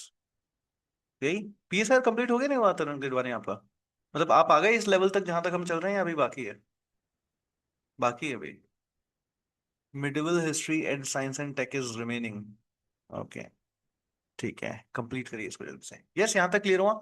अब हम बात करते हैं जीएस पेपर 4 की। So let's dive now into GS paper 4। सो देखो, समझ गए ना, हम खेल रहे हैं मार्क्स का गेम। कौन सा गेम? मार्क्स का गेम। मार्क्स के गेम में हमारा ऐसे डल संभल गया। जीएस पेपर 1 क्यों संभला? टारगेट आंसर राइटिंग से संभलेगा। जीएस पेपर 2 क्यों संभला? पीएसआईआर से संभल जाएगा।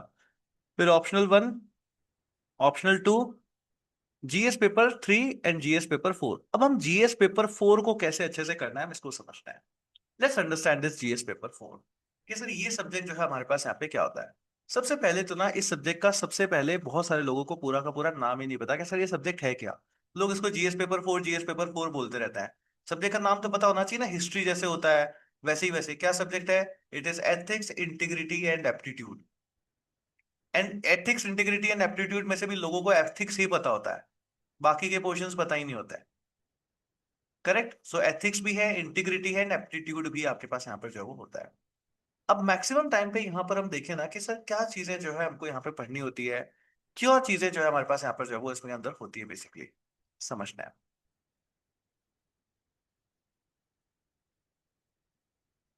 करेक्ट। तो ये मैं थोड़े बहुत आपके लिए नोट्स लाया था यहाँ पे कि सर ये सब्जेक्ट क्यों पढ़ना है। सबसे पहले क्योंकि हाई स्कोरिंग है, रैंक डिसाइडिंग लेक्चर आपके पास प्रिपेयर आपके पास होता है, आंसर राइटिंग को आपके बहुत ज्यादा इंप्रूव कर लेता है, केस स्टडीज है, ब्लाइंड है ना, बिल्ड एडमिनिस्ट्रेटिव थिंकिंग है, पर्सनैलिटी टेस्ट इंटरव्यू में ये आपके पास बहुत ज्यादा हेल्प करता है, क्रिएट पर्सनल ट्रांसफॉर्मेशन, बाकी लेस वास वगैरह। ठीक है, ये तो सारी थ्योरेटिकल बातें हैं, है ना, जो हमको पता होती है कि इस सब्जेक्ट में क्या क्या चीजें हैं। अब हम यहाँ पे देखते हैं सर इस सब्जेक्ट के अंदर हमको क्या क्या चीजें पढ़नी है। मेनली अगर मैं इस सब्जेक्ट में देखूँ तो हमको देखो, दो पोर्शन में आपके पास ये सब्जेक्ट आता है। एक आपके पास आता है थ्योरेटिकल पोर्शन पार्ट ए, दूसरा आपके पास पोर्शन आता है केस स्टडीज का। पार्ट ए के अंदर आपको क्या क्या पढ़ना है? एथिक्स पढ़ना है, ह्यूमन वैल्यूज पढ़नी है, emotional intelligence, attitude, aptitude, integrity, probity and thinkers के बारे में हम लोगों को यहाँ पे पढ़ना होता है। बाय द वे, थिंकर्स बहुत सारे हमने ऑलरेडी जो है वो पढ़ लिए हैं, जो हमारे पास यहाँ पर जो है वो आता है। फिर आपके पास केस स्टडीज आती है, वो हमेशा चेक करती है कि आपकी डिसीजन मेकिंग स्टाइल कैसी है, आपकी कैपेबिलिटी कैसी है। प्लीज समझना, एक चीज है जो बहुत अच्छी बोली जाती है ऐसी, कि जब कभी भी क्राइसिस होता है ना, क्राइसिस, हमेशा GS paper 4 is all about crisis management. Correct.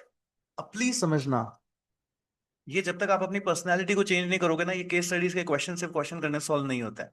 समझना, जब कभी भी क्राइसिस आपके पास यहाँ पे होता है ना, और क्राइसिस के टाइम में क्या सबका बिहेवियर एक जैसा होता है क्या? से सबका बिहेवियर कभी भी एक जैसा नहीं होता।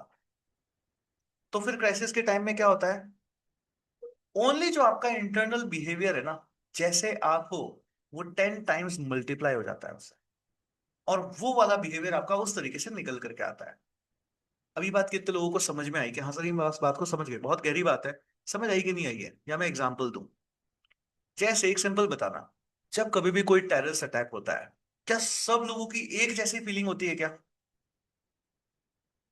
से नहीं, कई सारे लोग बिल्कुल ऐसे होते हैं, वाह ये क्यों हुआ, टेररिस्ट को मार दो, काट दो, ये कर दो, वो कर दो।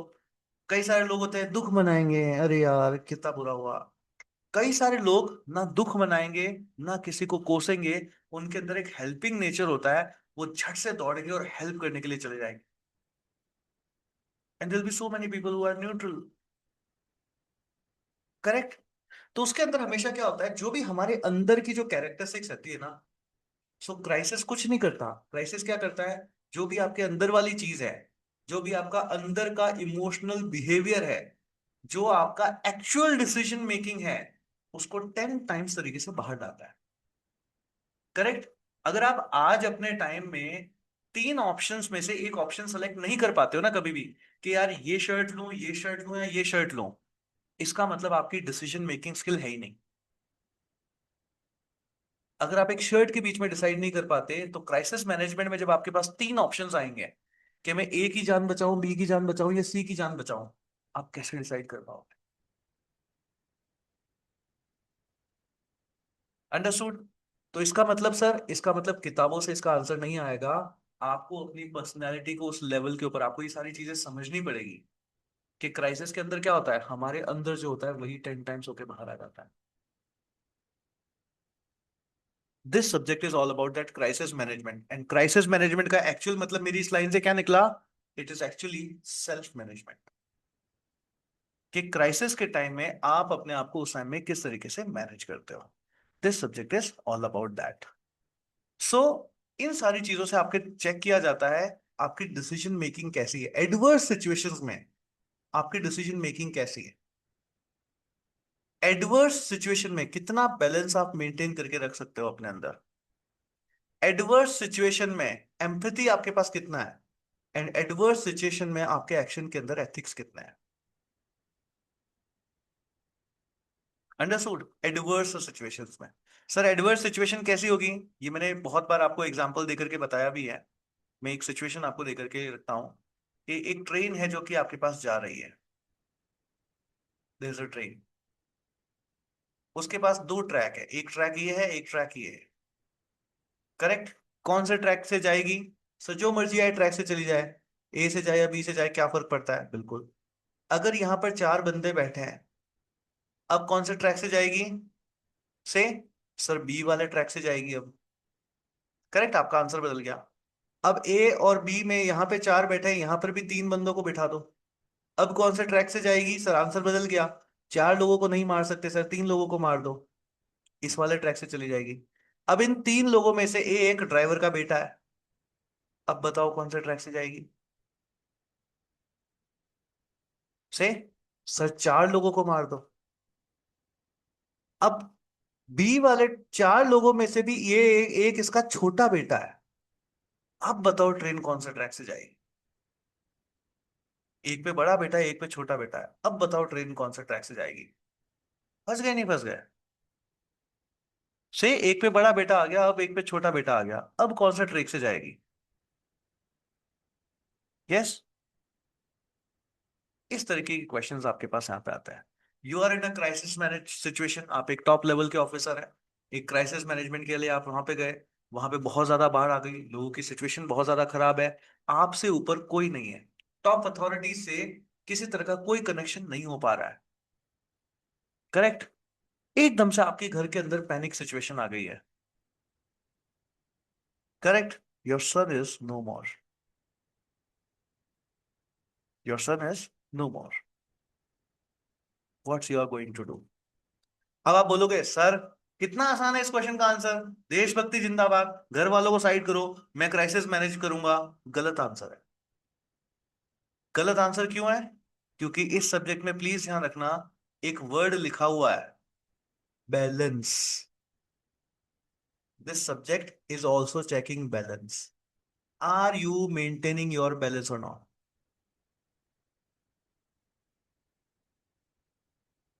तो सिर्फ देशभक्ति वाली बातें करोगे ना आप, वो काम नहीं करता है। Balance approach, practical answers. जैसे जब मैंने कहा ना आपको कि व्हाट इज द आंसर, क्या आपका आंसर होगा, जब आपका एक पटरी के ऊपर बड़ा बेटा बैठा है, एक पटरी के ऊपर छोटा बेटा बैठा है, इसमें जो सबसे ज्यादा प्रैक्टिकल आंसर है वो पता है क्या है? से the driver will derail the train, एक ऑप्शन। सेकंड ऑप्शन, वो ड्राइवर खुद कूद जाएगा कि जो मरे वो जो मरे, मैं ये चीज नहीं देख सकता। तो जो सिचुएशंस आती है ना, case studies, hello case studies आती है, दिमाग का दही बन जाता है। नो बडी कैन प्रेडिक्ट कि मेरा इसमें सही आंसर क्या होगा। अब पता है इसमें सही आंसर हमेशा क्या होगा? जैसे आप हो ना, आपका आंसर हमेशा उस टाइम वैसे ही निकलेगा।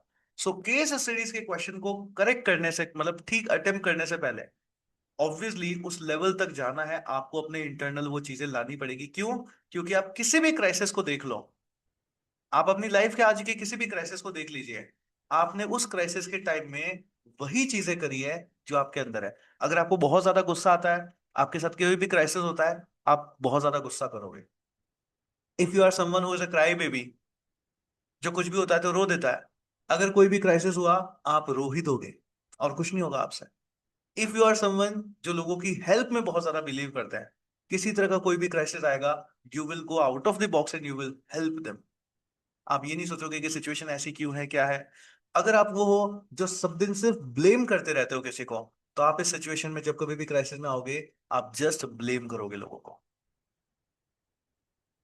सो क्राइसिस हमेशा क्या करता है? क्राइसिस जस्ट आपके अंदर जो चीजें हैं उनको 10 टाइम्स मल्टीप्लाई करके निकाल देता है। सर ये बात आप अपनी मर्जी से बोल रहे हो क्या? मैं अपनी मर्जी से नहीं बोल रहा हूं, साइकोलॉजी के अंदर ये चीज पढ़ाई जाती है। अंडरस्टूड?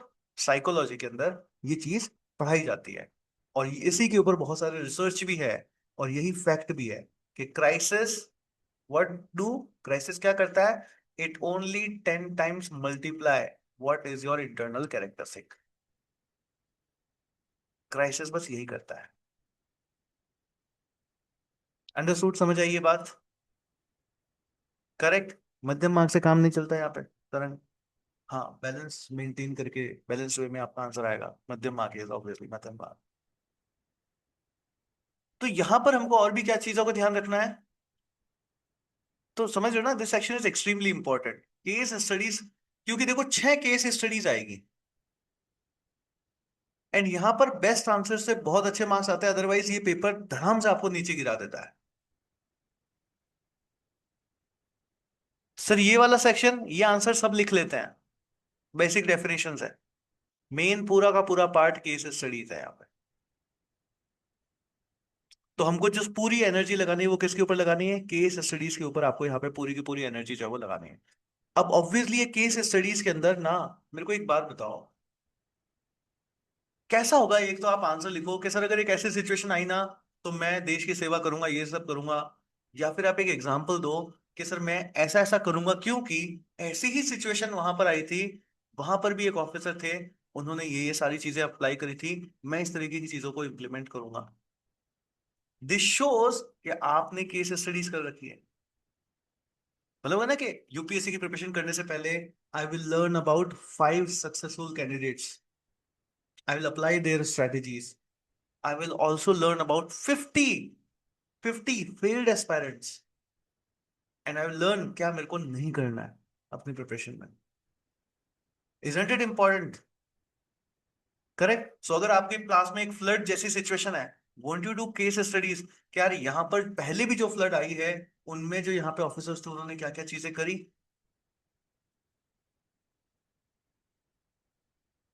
तो ये सब कुछ आएगा कहां से? When you will have recent examples. बहुत सारे लोग कहते हैं कि जीएस पेपर 4 में करंट अफेयर्स की कोई इंपॉर्टेंस नहीं है। जीएस पेपर 4 में करंट अफेयर्स की बहुत ज्यादा इंपॉर्टेंस होती है। बट ये क्या मेरे को अलग से पढ़ने हैं? क्या अलग से नहीं पढ़ने हैं। ऑलवेज रिमेंबर डिजास्टर मैनेजमेंट वाला सब्जेक्ट। डिजास्टर मैनेजमेंट के सब्जेक्ट के अंदर हम बहुत सारे एग्जाम्पल्स पढ़ते हैं, कहाँ कहाँ पे डिजास्टर आई, क्या क्या आई। उन सारे डिजास्टर्स को हमको हमारे आंसर के अंदर लिखना होता है, अपने एग्जाम्पल के अंदर। करेक्ट? समझ में आया नहीं आया? तो हमको ना हमेशा जब कभी भी कहीं पे भी क्राइसिस आ रहा है ना, हमको उसको कैसे मैनेज किया गया है, ये सारी चीजें जरूर पढ़नी होती है। क्लियर? ये सारी चीजें आपको वहां पे जरूर जो है वो पढ़नी होती है। नेक्स्ट हम देखते हैं, देखो यहाँ पर आपको क्या क्या चीजें जो है वो मिलेगी। So ready to use ethics notes books आपको यहाँ पे पूरे के पूरे मतलब आपको सारे के सारे नोट्स मिल जाएंगे। उन सारे नोट्स के अंदर आपको definition, thinker, course, example, sir आजकल आप पूरे नोट्स देते हो, हाँ जी, वो सब कुछ मिल जाएंगे। आपको एग्रेसिवली यहाँ पे एग्जांपल्स बिल्डअप करने हैं केस स्टडीज के आंसर के अंदर। बहुत सारे लोग ना बस ये कर देते हैं, सर देशभक्ति के लिए करना है, ये वो करना है, नहीं, आपको एथिकल एग्जांपल्स यूज करना है। जैसे कि फर्स्ट करिए, आप इंडिया के प्राइम मिनिस्टर हैं। करेक्ट? आप इंडिया के प्राइम मिनिस्टर हैं, और अभी इंडिया में बहुत बड़ी प्रॉब्लम चल रही है, which is crisis, oil crisis and all, ये सारा क्राइसिस चल रहा है। What you are going to do, क्या करोगे? से कितना अच्छा आप होगा जब आप इसमें आंसर में आप अपने पुराने प्राइम मिनिस्टर्स के एग्जांपल्स दोगे और आप बताओगे कि सर मैं ये चीजें करूंगा। जैसे मोदी जी यहाँ पे गए, उन्होंने वहां पर जो है कि भाई अपने हमको क्रूड ऑयल के रिजर्व्स बनाने होते हैं, तो हमने वहीं पे क्रूड ऑयल के रिजर्व्स बना दिए। जैसे उन्होंने किया, आई विल डू दैट। सो जैसे चाइना में ये चीजें हुई हैं, हम उन चीजों को इंप्लीमेंट करेंगे। सो इस क्वेश्चन में मतलब इस पेपर में अच्छे मार्क्स लाने के लिए हेल एग्रेसिवली एग्जाम्पल्स पढ़ने हैं। बहुत सारे एग्जाम्पल्स आपको पढ़ने हैं जो कि आप अपने आंसर में जो है वो लिखेंगे। करेक्ट? सो बिल्ड एग्रेसिवली आपको एग्जाम्पल्स यहाँ पे पढ़ना है। ब्यूरोक्रेटिक बिहेवियर के बारे में आपको पढ़ना है। करेक्ट? ब्यूरोक्रेटिक बिहेवियर के बारे में। सब ब्यूरोक्रेटिक बिहेवियर के बारे में, भाई आप एक जगह के ऊपर, एक सिंपल समझो, आप एक जगह के ऊपर कलेक्टर अपॉइंट किए गए हो। आप वहां पर जाते हो और आपको पता चलता है कि आपका पूरा स्टाफ करप्शन, करप्ट है, और पूरे के पूरे स्टाफ की वो जो रेट कार्ड नहीं होती, वो बनी हुई है कि ये वाले काम के इतने पैसे लगते हैं, ये वाले काम, पूरा सिस्टम करप्शन में है। और आप एक वहां पे चाहते हो, मतलब ईमानदार ऑफिसर हो, आप कैसे मैनेज करोगे? How you are going to manage it? से अब कोई होगा ना, सर मैं चाहते ही सबको फायर कर दूंगा, नहीं कर सकते। नहीं कर सकते, आप ऐसे ही फायर कर ही नहीं सकते, पावर ही नहीं है आपके पास, पहली बात तो। सर मैं इन सब की कंप्लेन करूंगा, भैया पूरा का पूरा रैकेट चल रहा है, ऊपर तक पैसा जाता है, कैसे कर लोगे? करेक्ट? आपको ये मैनेज करना है कि आपने एक एप्लीकेशन लिखी और आपका ट्रांसफर हो गया, तो फिर क्या सिस्टम सुधरा क्या? फिर सिस्टम तो नहीं सुधरा। तो अगेन सर यहां पर क्या काम आएगा, फिर मैं क्या करूं? मैं इसका आंसर कैसे करूं? मैं कंप्लेन भी नहीं कर सकता। बेटा आपको ना एक बहुत बड़ा बैलेंस्ड आंसर लिखना पड़ेगा, बहुत बड़ी बैलेंस्ड अप्रोच बनानी पड़ेगी यहाँ पे। तो बैलेंस वर्ड ना यहाँ पे बहुत ज्यादा इंपॉर्टेंट है। करेक्ट? बैलेंस वर्ड यहाँ पे बहुत ज्यादा जो है आपके पास यहाँ पे इंपॉर्टेंट जो है वो होता है। आप लोगों में से बहुत सारे लोगों ने गंगा जल मूवी देखी होगी, देखा नहीं है? आंखें फोड़ देंगे। गंगा जल मूवी देखी है? आईपीएस, अमित कुमार, अजय देवगन। देखिए नहीं देखिए, यस और नो? नहीं देखी भैया, क्या देखते हो फिर आप लोग? गंगा जल मूवी नहीं देखी किसी ने? अगर आपने देखी होगी आपको पता चलता कि एथिकल बिहेवियर और उस टाइम में जो रेज में आकर के जो बिहेवियर होता है वो कैसा होता है। वहां पे भी उस मूवी में अक्षय कुमार, सॉरी ना, अजय देवगन के बारे में के सामने सबसे बड़ी जो प्रॉब्लम वही थी कि पूरा का पूरा सिस्टम करप्ट है, क्या करें?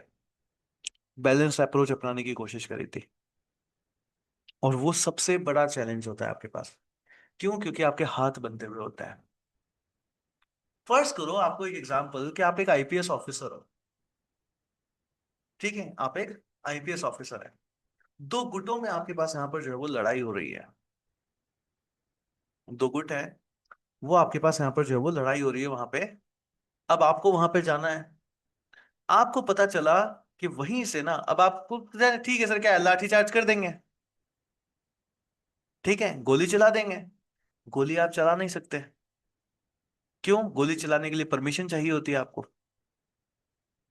अब उस गुटों में से एक गुट में आपका एक बच्चा है, और आपको ऑर्डर मिला है कि उस ग्रुप वाले जो लोग हैं, आप उनको मारिए, गोली चला दो, या लेट से लाठी चार्ज करो। क्या करोगे? Say what you are going to do.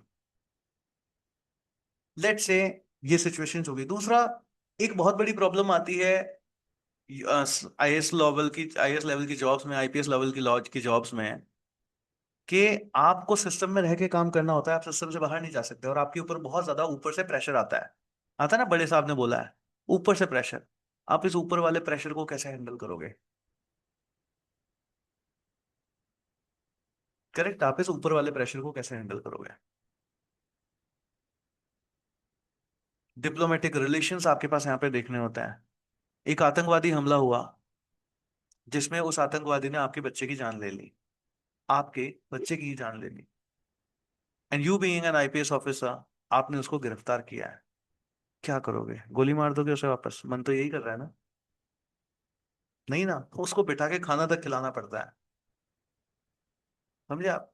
उसको बिठा करके खाना तक खिलाना पड़ता है।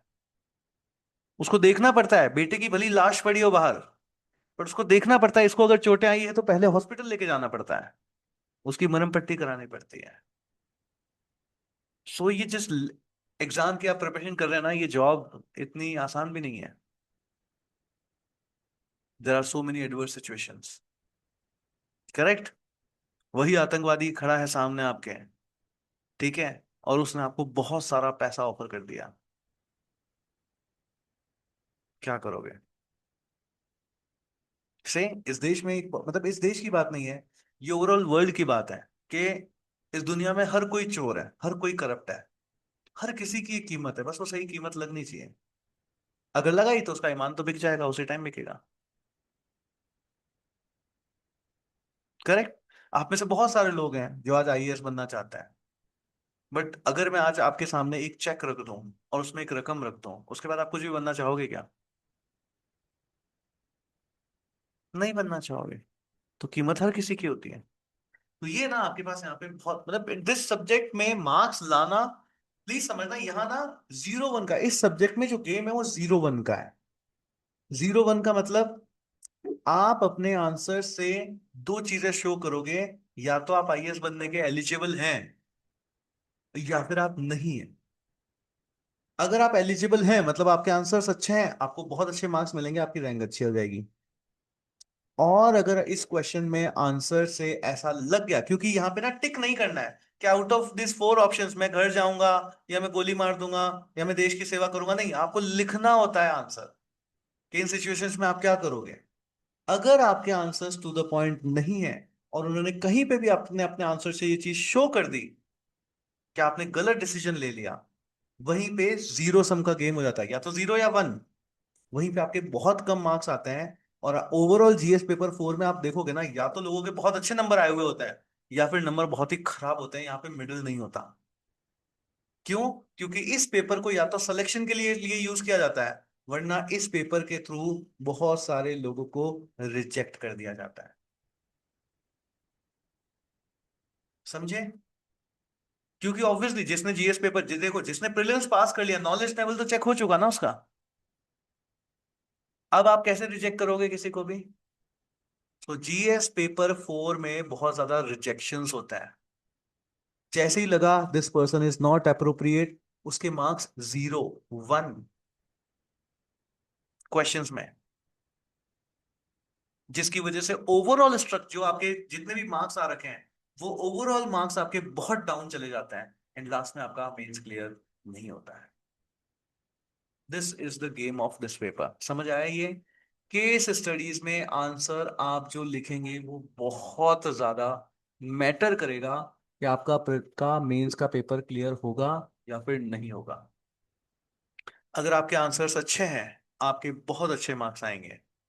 और अगर आपके आंसर्स अच्छे नहीं हैं, तो आप टारगेट आंसर राइटिंग कर लो, आप चाहे कुछ भी कर लो, ये पेपर नहीं होता, वो सिंकिंग वो होता है, वो कि बहुत अच्छे से सब कुछ चल रहा था, या तो ऊपर ले जाएगा, वरना फिर इसको नीचे ले जाएगा।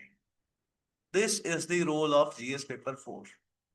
How many of you got this point कि हाँ सर ये समझ आ गई हमें? अब आप अपनी प्रिपरेशन में ना, जिस किसी भी लेवल के ऊपर है, so many people are at alpha level, so many people are at omega level, correct, so many people are there जिन्होंने शायद अभी तक अपनी प्रिपरेशन स्टार्ट भी नहीं करी है। स्टार्ट भी नहीं करी, मतलब आप यहाँ पे पढ़ तो रहे हो, लाइव क्लासेस ले रहे हो, बट आपने एक स्ट्रक्चर्ड वे में हमारे साथ यहाँ पे प्रिपरेशन जो वो स्टार्ट नहीं करी है। आप सबको क्या करना है, देखो, जिन्होंने स्ट्रक्चर्ड वे में अभी तक प्रिपरेशन स्टार्ट नहीं करी है, प्लीज मारो एक तो अपने सर के ऊपर, क्यों अपना टाइम वेस्ट कर रहे हो? If money is the issue, go for monthly membership, 799 rupees only. If money is not an issue, go for the yearly membership, 6,999 only. Understood? If middle is the issue, go for the quarterly membership. उस तरीके से जाकर के अपनी preparation को सबसे पहले सही से स्टार्ट करो, स्ट्रेटेजाइज करो कि कैसे आप अपना सिलेबस, जैसे मैंने आपको बताया ना, ग्रुप 1, ग्रुप 2 एंड ग्रुप 3, उन कोर्सेज के थ्रू आप देखते हो 6 महीने में आपके सारे के सारे सब्जेक्ट्स कंप्लीट हो जाते हैं। चाहो तो वेबसाइट के ऊपर जाओ, हर सब्जेक्ट के आगे नंबर ऑफ लेक्चर्स देख लो, कितने कितने लेक्चर्स हैं, एंड चेक योरसेल्फ कि कितने टाइम में आपका सब्जेक्ट कंप्लीट हो जाएगा। You all are experience with this platform, सबको पता है यहाँ पे कैसा पढ़ाया जाता है, कैसा नहीं पढ़ाया जाता, अच्छा है बुरा है, जो है satisfied with the courses, correct. So obviously take your decision and start. जो लोग भी ओमेगा लेवल के ऊपर है, जो लोग भी अल्फा लेवल के ऊपर है, सबसे पहला पॉइंट, सब्जेक्ट डेली पढ़ना है, लाइव क्लास में डेली जरूर आना है। Second point, now you need to strategize कि इस सब्जेक्ट को आप अपने प्रिपरेशन में जो हमने बना रखे हैं उसमें आप किस तरीके से इंक्लूड करोगे। सर आपने बोला वो तो अल्फा लेवल के बाद आएगा ना, जरूरत नहीं है, आपने इतना पढ़ लिया है, बहुत सारे जैसे करिश्मा है, तरंग Gidwani, I know your level is, you can start this subject. जैसे ये सब्जेक्ट खत्म होता है 20 दिन के बाद, उसके बाद देखो मेन आंसर राइटिंग जो है वो तो बाद में स्टार्ट करना, बट 2+1 का कंसेप्ट चालू कर देना है। करेक्ट, समझ आया? करिश्मा, तरंग गिडवानी, अवनी जोशी, सोनी, 2+1 वाला कंसेप्ट चालू कर देना है। This subject starts and never ends. अब ये स्टार्ट होगा, अब इसके बाद हमेशा इसमें 2+1 आपको करते रहना है। अंडरस्टूड? तो आज अब आपको क्या करना है, अब बैठ करके अपनी स्ट्रेटेजी जो आपके पास है, उस स्ट्रेटेजी को री स्ट्रेटेजाइज करना है, एंड री स्ट्रेटेजाइज करके करना है कि आप इस सब्जेक्ट को कैसे इंक्लूड करने वाले हो। सेकेंड पॉइंट, मैं हमेशा कहता हूं जिस किसी को भी 2027 में जाना है, 2028 में पेपर देना है, 2026 का पेपर आने वाला है, टेस्ट योर नॉलेज। उस दिन एग्जाम सुबह होगा, आप सब लोगों को शाम को अपने घर पे बैठना है, और घर पे बैठ करके सी सेट एंड जीएस पेपर 1 दोनों ही बैठ करके पूरे के पूरे सॉल्व करना है, एंड सॉल्व करके देखना है कि आज अगर आपने पेपर में अपियर हुए होते हैं तो आपके कितने मार्क्स आए होते हैं, आपका सिलेक्शन होता या नहीं होता। Depending on that, you need to then identify what are the gaps in your preparation. कि आज भी आपकी प्रिपरेशन के अंदर क्या गैप्स हैं, एंड देन उस गैप को वहां से लेकर के 2027 में आपको पेपर देना है, और उसमें आपकी क्या रैंक आप एक्सपेक्ट कर रहे हो, उसके लिए आपका what is your massive plan of action. Correct, ये सारी चीजें आपको करनी है, पूरी ईयर लॉन्ग आपकी पूरी की पूरी स्ट्रैटेजी जो है आपको बनानी है। अंडरस्टूड? एंड मैं हमेशा कहता हूं यूपीएससी के लिए अगर पढ़ो तो बहुत सही से पढ़ो, अदरवाइज ना इस एग्जाम के लिए मत पढ़िए। डन? सभी को समझ आया क्या करना है आज का टास्क? अच्छा, इसके अलावा टास्क समझ आया ना सबको, क्या करना है, अपनी प्रिपरेशन को री स्ट्रेटेजाइज जो है आपको यहाँ पे करना है। करेक्ट, अपनी प्रिपरेशन को री स्ट्रेटेजाइज जो है आपको यहाँ पे करना है। अब हम ना एक बार मैं आपको पेपर फॉर्मेट बताना चाहता हूँ, पेपर फॉर्मेट क्या क्या चीजें यहाँ पर आपके पास यहाँ पे आती है। अच्छा, यहाँ पे देखो मैंने ब्यूरोक्रेट्स तक ही डिसाइड कर पाया, आगे देखो करंट अफेयर्स यहाँ पे बहुत सारा आता है, सुप्रीम कोर्ट की जजमेंट्स आपके पास यहाँ पे है। क्योंकि देखो आज के टाइम में ना इंडिया में एक बहुत बड़ा इशू है, पहले क्या आपके पास यहाँ पे चलता था कि जजेस जो आपके पास है वो कैसे होते हैं, सेपरेट, सर कुछ नहीं है। आज के टाइम में जुडिशरी की इंटीग्रिटी के ऊपर बहुत बड़ा क्वेश्चन मार्क आता है। क्यों? क्योंकि सेपरेट जो हमारे ऑर्गन्स जो है ना सेपरेट होने चाहिए। करेक्ट, स्टेट के तीनों ऑर्गन्स, लेजिस्लेटिव है, जुडिशरी है, एग्जीक्यूटिव है, तीनों सेपरेट होने चाहिए। क्या आज के टाइम में सेपरेट है? क्या नहीं, जिन्होंने भी पीएसआईआर मेरे से पढ़ा है उन सबको पता है कि सर सेपरेट नहीं है। उन सब में के अंदर क्या है, बहुत बड़ा आपके पास यहाँ पे कहते हैं कि एक दूसरे को इन्फ्लुएंस कर रहे हैं। तो जुडिशरी को लेकर के बहुत सारे क्वेश्चंस आते हैं कि ये जो जजमेंट आया, ये जजमेंट आपकी नजरों में कैसा है। तो आपको रिसेंट सुप्रीम कोर्ट के जजमेंट्स इस एग्जाम में आपको बहुत सारे जो है वो काम में आते हैं। उसके बाद आप यहाँ पे देखते हो तो सोशल लीडर्स के बारे में भी आपको यहाँ पे देखना होता है। जैसे मेरे को एक बार बताओ, किसान आंदोलन आपके पास हुआ, इज द मीडियम जो उन्होंने लिया क्या वो एथिकली करेक्ट है क्या? अगर एथिकली वो करेक्ट नहीं है तो क्यों करेक्ट नहीं है? And what are the alternative? देखो एथिकल करेक्ट नहीं है वो तो सब बोल देंगे, अब मेरे को ये बताओ इसके अल्टरनेटिव उनको फिर क्या करना चाहिए था? अभी जो क्या करना चाहिए था ना, ये आप लोगों के दिमाग चेक करता है, मेजर क्वेश्चन ये है। तो उनको लेकर के आपके पास क्वेश्चंस आते हैं, पर्सनल लाइफ को लेकर के क्वेश्चंस आते हैं, मूवीज बुक्स को लेकर के क्वेश्चंस आ जाते हैं, गवर्नमेंट इनिशिएटिव्स को लेकर के क्वेश्चन आ जाता है। मूवीज बुक्स में आप यहाँ पे देखते हो, मूवीज को लेकर के आजकल क्वेश्चंस बहुत ज्यादा आने लगे हैं केस स्टडीज में, कि भाई आजकल आपको पता है ओटीटी प्लेटफॉर्म्स बहुत सारे आ गए हैं, जिनके ऊपर आप यहाँ पे देखते हो तो किसी तरह का कोई रेगुलेशन नहीं है ढंग से, है ना, इफेक्टिव रेगुलेशन नहीं है, करेक्ट? अब आप क्या करोगे? आपको पता चला, you are let's say DM, आपको पता चला कि आपकी ही बेटी का रेप हो गया, करेक्ट? वो एक बच्चे ने किया, अंडर एज है, और आप उससे उससे पूछते हो कि ये सब कुछ कहां से पता चला आपको? By social media, by these movies and everything. अब आप चलो उस बच्चे को सजा मिलनी है वो एक अलग चीज है, क्या आपका मन नहीं करेगा इन सब का मैं क्या करूं?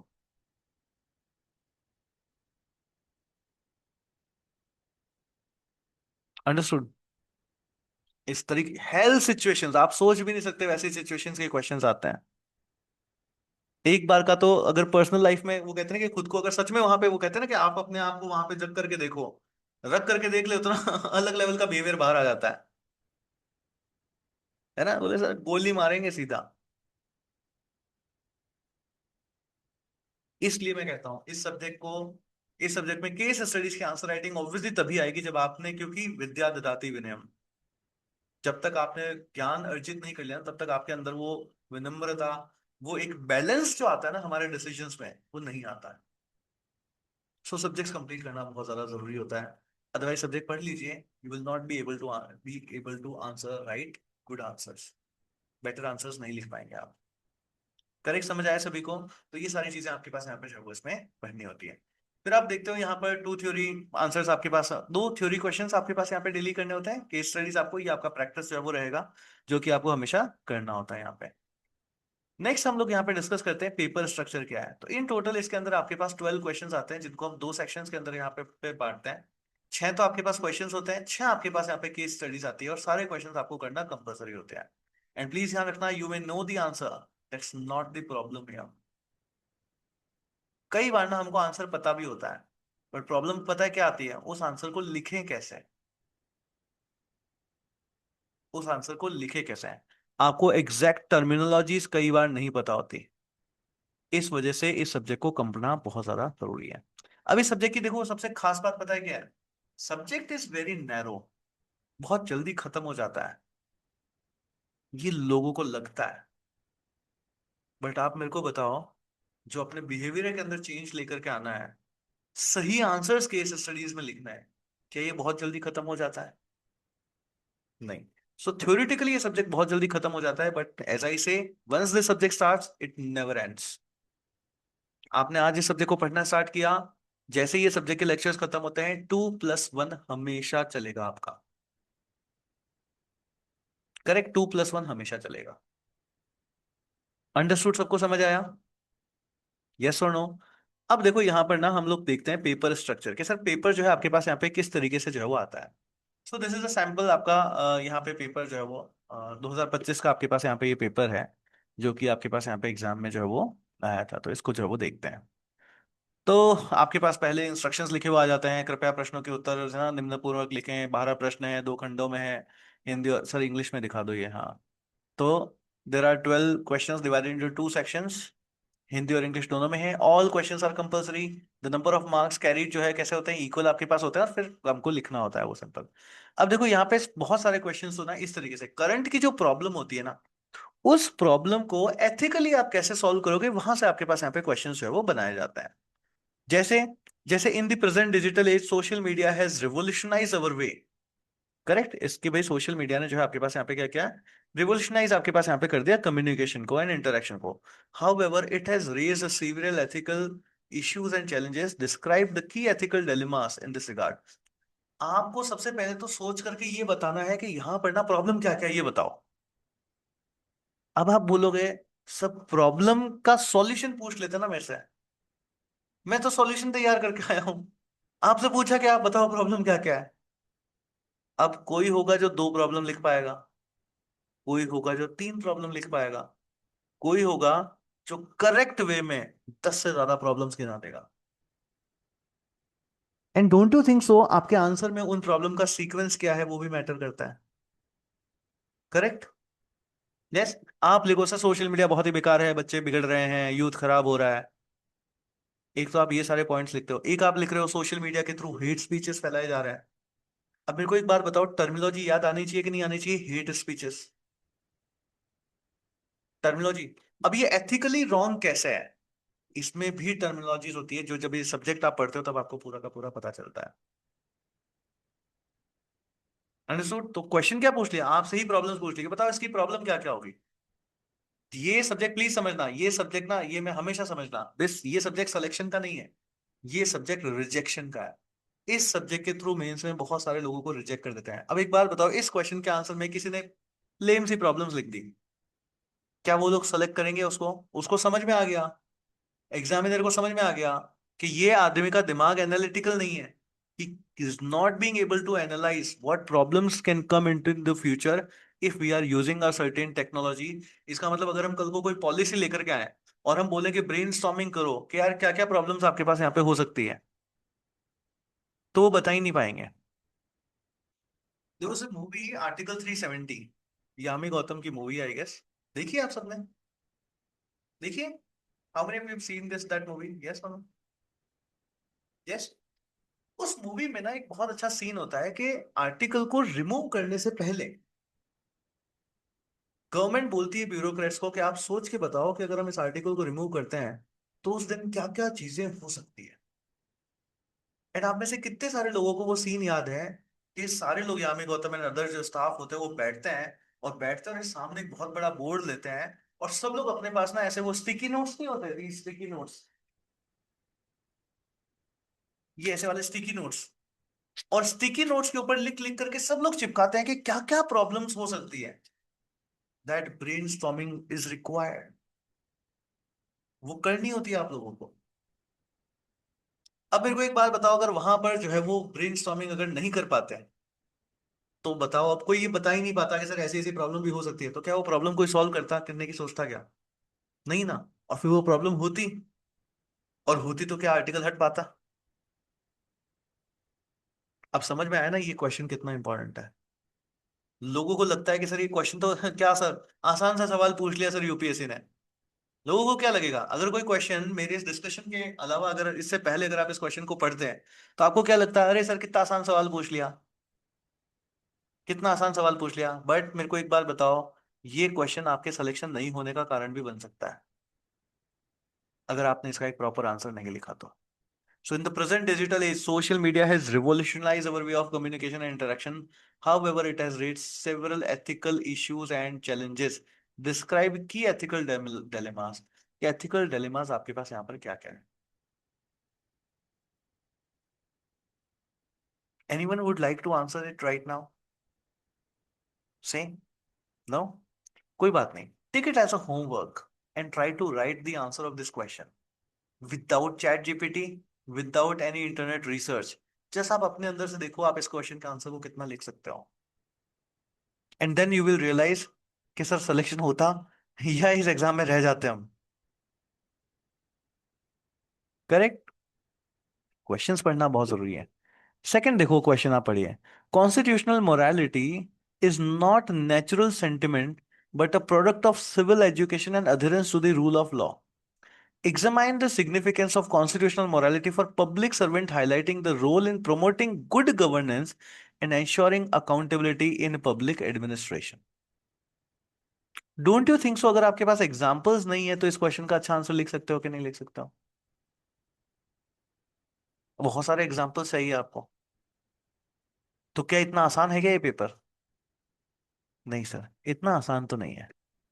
फिर देखो आपसे कितना अच्छा क्वेश्चन जो आज के टाइम में आपके पास यहाँ पे है, रिलेवेंट भी जो है आपके पास यहाँ पर है।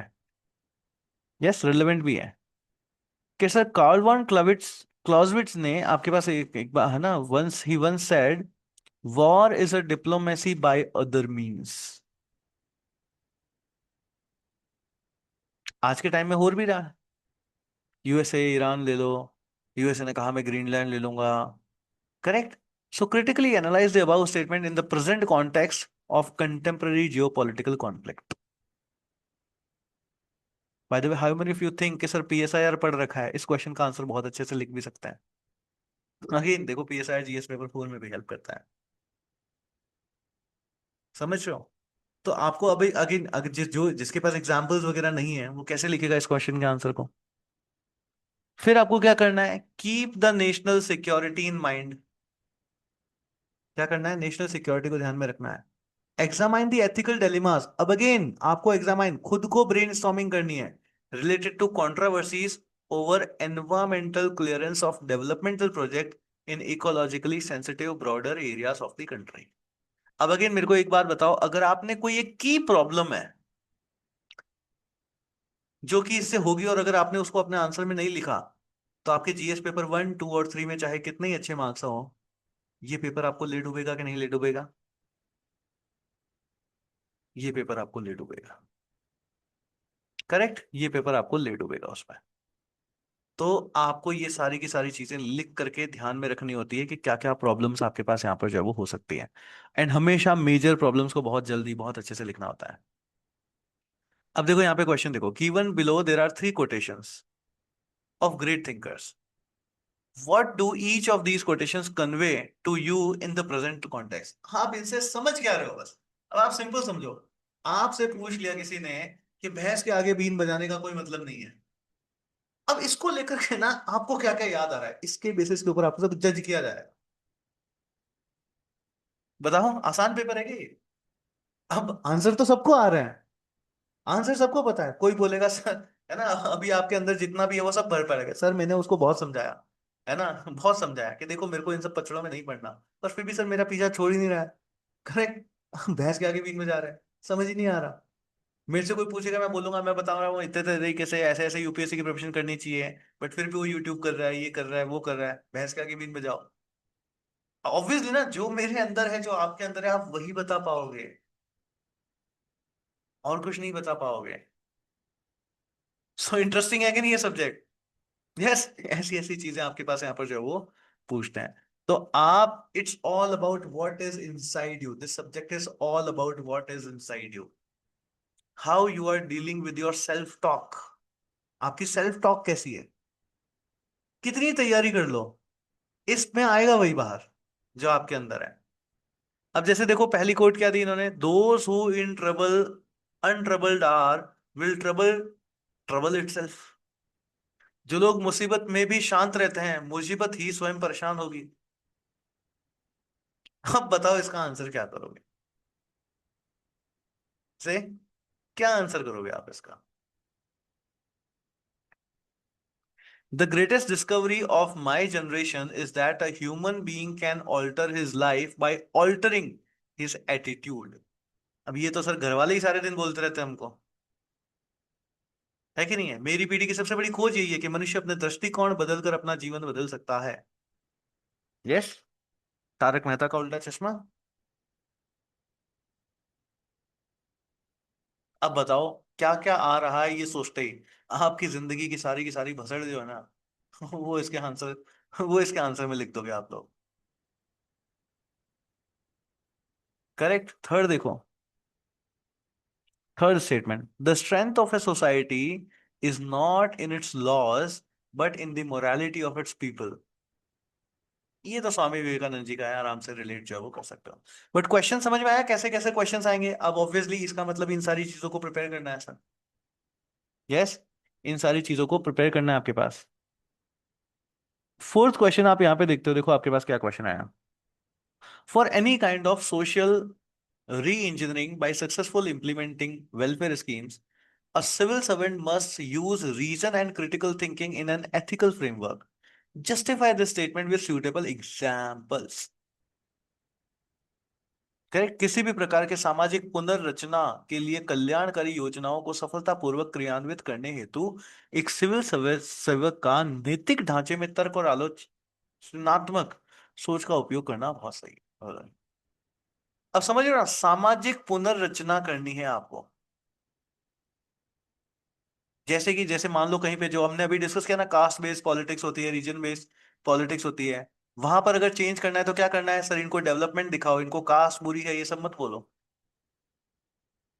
अब ये क्या है, ये आपका एक आंसर होगा इसमें, डेवलपमेंटल पॉलिटिक्स। कि सर हम उनको बोलेंगे ही नहीं कि धर्म खराब है, बस हम उनको दिखाएंगे ही कुछ और ही, ताकि उनका पर्सपेक्टिव चेंज हो। इस तरीके के आंसर्स आपको इसमें करने होता है। What are the major teachings of Mahavira, explain the relevance in contemporary world, ये तो हिस्ट्री से हो जाएगा। फिर आप देखते हो one who is devoted in once duty attains highest perfection in life. फिर इस क्वेश्चन का आंसर देखते ही सर काश पढ़ाई कर ली होती सही से, है ना। वंस हु इज डिवोटेड, हम हमारी ड्यूटी से डिवोटेड नहीं थे, इस वजह से हाईएस्ट परफेक्शन नहीं आएगा, वो सब याद आ जाता है। So one who is devoted in once duty attains highest perfection in life. Analyze this statement reference to the sense of responsibility and personal fulfillment as a civil servant. See, again, what is the problem with these questions? These questions, in questions के साथ problem क्या है? इन questions के साथ में problem ये है, you don't know the answer. You know the answer, but you don't know how to write. समझ में आया सभी को? करेक्ट। ये तो हुए क्वेश्चंस की बात है। अब इसके बाद आप देखिए केस स्टडीज आपके पास कैसी कैसी आती हैं। केस स्टडी तो ये 6 से 6 बी, यहां तक आपके पास क्वेश्चंस हो गए सारे क्वेश्चंस। अच्छा, और ये मत समझना 6 ही क्वेश्चन हुए, हर क्वेश्चन का ए बी पार्ट है। सो इन वे देखोगे ना तो टोटल 12 क्वेश्चन है लगभग आपके पास, 12 से ज्यादा ही है। 4 में भी ए बी है, 3 में तो सी है आपके पास, तक गया है। फिर 2 में भी ए और बी है, ए में भी ए और बी है, यानी 6 तो क्वेश्चन थे, मगर 6 की जगह इन ओवरऑल कितने हैं, 13 क्वेश्चन हुए ही है। इन ओवर आपके पास 13 क्वेश्चन आपके पास हुए हैं। एंड देन आपके पास यहाँ पे जो है वो स्टार्ट होता है 7th क्वेश्चन से, खंड बी। खंड बी सेक्शन बी। अब यहां पर अब आप देखो क्या क्या प्रॉब्लम्स आपके पास यहाँ पे चलती है। करेक्ट। समझे? आपके पास एक केस स्टडी देखते हैं। विजय जो है वो पिछले 2 वर्षों से देश की पहाड़ी उत्तरी राज्यों के सुदूर जिले में डिप्टी कमिश्नर है। अगस्त महीने में पूरे राज्य में भारी बारिश हुई। इसके बाद उक्त जिले के ऊपरी इलाके में बादल फट गए। हुआ था आपके पास यहाँ पे, अगर आपको पता हो तो, पिछले से पिछले साल कसौल वगैरह में, और वहां पे बादल फट गए थे। पूरे राज्य में विशेष कर प्रभावित जिले में बहुत भारी क्षति हुई है। पूरा सड़क नेटवर्क दूर संचार बाधित हो गया है आपके पास, रेलवे ना ट्रांसपोर्ट वगैरह सब खत्म हो गया है। इमारतें बड़े पैमाने के ऊपर आपके पास क्षतिग्रस्त हो चुकी हैं। लोगों के घर नष्ट हो गए हैं और वे खुले में रहने को मजबूर हो चुके हैं। 200 से ज्यादा अधिक लोग मारे गए और लगभग 5,000 लोग बुरी तरह घायल हो चुके हैं। विजय का नेतृत्व में नागरिक प्रशासन सक्रिय हो गया और बचाव और राहत अभियान शुरू भी हो गया है। बेघर और घायल लोगों के आश्रय और चिकित्सा की सुविधाएं प्रदान करने के लिए अस्थायी आश्रय शिविर और अस्थायी स्थापित अस्पताल भी जो है वो बनाए गए थे। फिर दूर दराज के इलाकों से बीमार और बूढ़े लोगों को निकालने के लिए हेलीकॉप्टर की सेवाएं भी शुरू कर दी गई। मतलब काम तो सारा चल रहा है। करेक्ट, काम तो सारा चल रहा है। विजय को अपने गृह नगर केरल से संदेशा मिला कि उसकी मां की तबीयत बहुत ज्यादा खराब है। करेक्ट। मदर जो है बहुत ज्यादा खराब आपके पास यहाँ पर है। क्या हुआ? माँ की तबीयत बहुत ज्यादा खराब है। 2 दिन बाद विजय को दुर्भाग्यपूर्ण संदेश मिला कि माँ की मृत्यु हो चुकी है। विजय की एक बड़ी बहन के अलावा कोई करीबी रिश्तेदार नहीं था। उनकी बड़ी बहन अमेरिकी नागरिक थी और पिछले ही वर्ष वह वहां रह रही है, वो भी है नहीं वहां पे। इस बीच 5 दिनों के अंतराल के बाद फिर से शुरू हुई भारी वर्षा के कारण प्रभावित जिले में स्थिति और ज्यादा खराब हो चुकी है। वहीं उनके मोबाइल पर अपने गृह नगर से मां के अंतिम संस्कार करने के लिए जल्द से जल्द बुलाने के लिए आपके पास लगातार संदेश आ रहा है। समझ आ गई ना सिचुएशन क्या है? सिचुएशन की, अब देखा, रख लिया ना खुद को यहाँ पे, दिख गया ना कईयों को, सर मैं तो घर जाऊंगा। करेक्ट, और ये घर जाऊंगा, यही सबसे गलत आंसर है ना लड़कियां, रो तो नहीं गए आप लोग? करेक्ट। ऐसे क्वेश्चंस, अब देखो क्वेश्चन, सबसे पहले तो आपको ये बताना है उसके पास ऑप्शन क्या क्या है, बताओ क्वेश्चन क्या पूछा। उसको ऑप्शन दिए नहीं है कि तुम घर जाओगे, तुम ये करोगे, तुम्हारे पास ऑप्शन क्या है। योर ऑप्शंस विल डिसाइड आपका एनालिटिकल माइंड कितना है। करेक्ट। अब देखो परमवीर ने अपना दिमाग दिखा दिया, सर पड़ोसी से कांटेक्ट करूंगा। अरे भाई दूर संचार साफ साफ लिखा हुआ है, चल ही नहीं रहा है। अब मेरे को बताओ ये आंसर देखते ही क्या करेगा, सिंक। जीएस पेपर 1 2 3 में बहुत अच्छे नंबर लेके आया, जीएस पेपर 4 सिंक।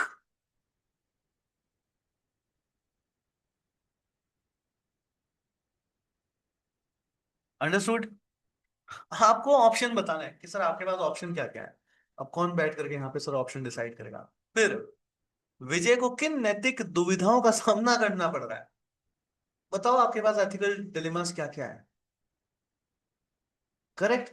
अब कोई बोल दे सर मैं ना एक तरफ घर, एक तरफ ड्यूटी के बीच में फंस गया है विजय, अगर आपने ऐसा बोला तो ऑब्वियसली फिर तो विजय को ड्यूटी चुननी है कि नहीं है? तभी तो वो अच्छा अफसर कहलाएगा।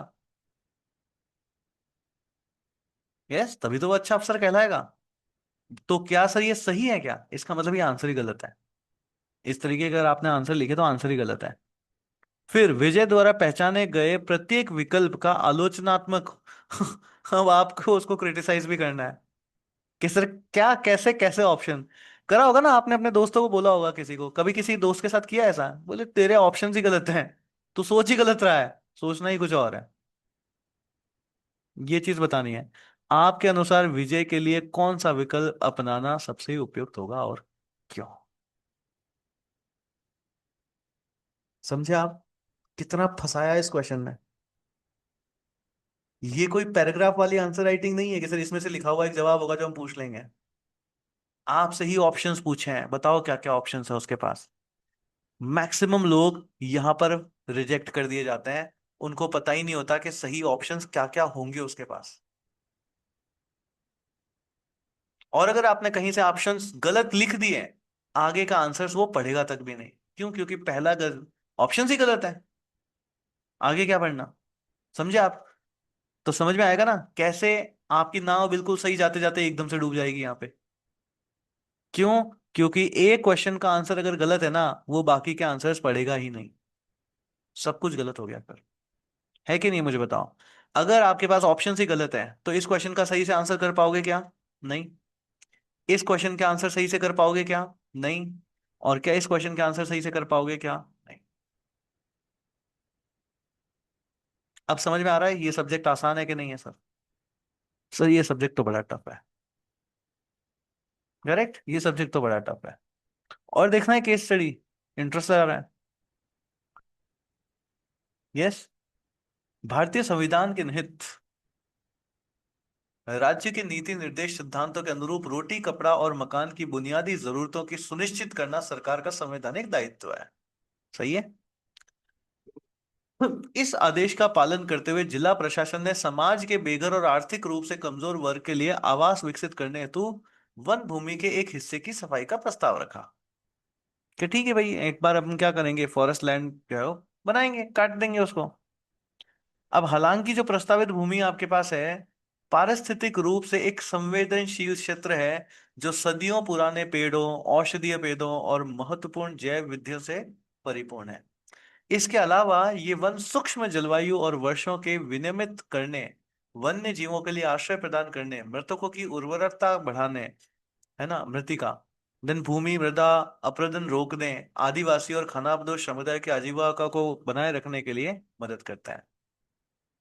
उसके बाद पारिस्थिति और सामाजिक लागतों के बावजूद प्रशासन उक्त प्रस्ताव के पक्ष में तर्क देता है कि यह पहल मौलिक मानवाधिकारों के एक महत्वपूर्ण कल्याण परक प्राथमिकता के रूप से संबोधित करता है।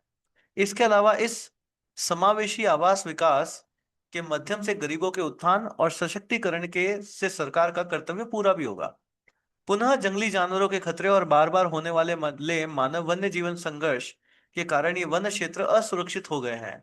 अतः अंत में वन क्षेत्रों को साफ करने से इन इलाकों की कथित तौर पर छिपने के स्थानों के रूप में उपयोग करने वाले असामाजिक तत्वों पर अंकुश लगाने में भी मदद मिलेगी, जिससे कानून और व्यवस्था सुधार होगी। मतलब लोगों को समझा लिया कि भाई सब कुछ सही है, बढ़िया है, वन को काट लेने दो। अब देखो क्वेश्चन आया।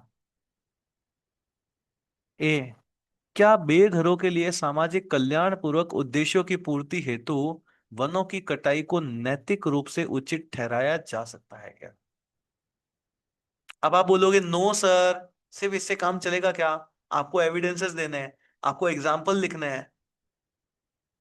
अभी रिसेंट एग्जाम्पल लिख बता सकते हो नहीं बता सकते हो? साउथ में हुआ था। यस। वो एक हाथी आकर के, अगर आपको ये पता हो, याद है नहीं याद है? एक हाथी आकर के एक बुलडोजर से टकरा गया था एंड जेसीबी से टकरा दिया। फिर मानव विकास के साथ पर्यावरण संरक्षण को संतुलित करने में समाज, आर्थिक, प्रशासनिक और नैतिक चुनौतियां क्या क्या है? आप बताओ क्या क्या है। अब कहीं आपसे अगर आपने सही से चैलेंजेस नहीं लिखे, कोई एक की चैलेंज को अगर आपने मिस कर दिया, वहीं सिंक कर जाएगा ये पेपर आपको। और फिर लास्ट क्वेश्चन, पर्यावरणीय अखंडता और मानवीय गरिमा दोनों की सुरक्षा को सुनिश्चित करने के लिए कौन से ठोस विकल्प या नीतिगत हस्तक्षेप प्रस्तावित किए जा सकते हैं?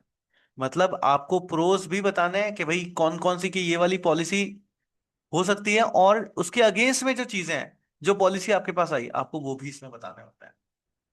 सो समझ रहे हो ना? Just it's not just like paragraph reading, कैसे पैराग्राफ रीड करेंगे और हमारे पास आंसर आ जाएगा? नहीं आएगा।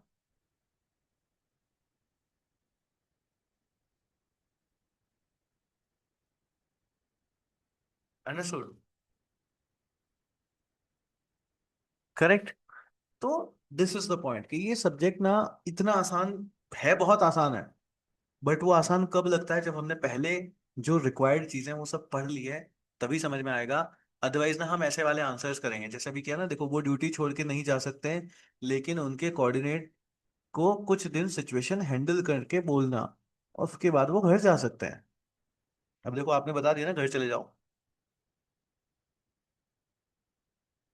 इतनी सीवियर सिचुएशन में घर चला जाएगा आदमी। Say do you want your district collector to be like that? अगर आप वहां पर होते हैं, किसमें? परेशान लोगों में, जिनके साथ आपदा हुई है, और आपको पता चले कि यार जो बंदा जिसके हाथ में डिसीजन टेकिंग है, वही बंदा गायब है।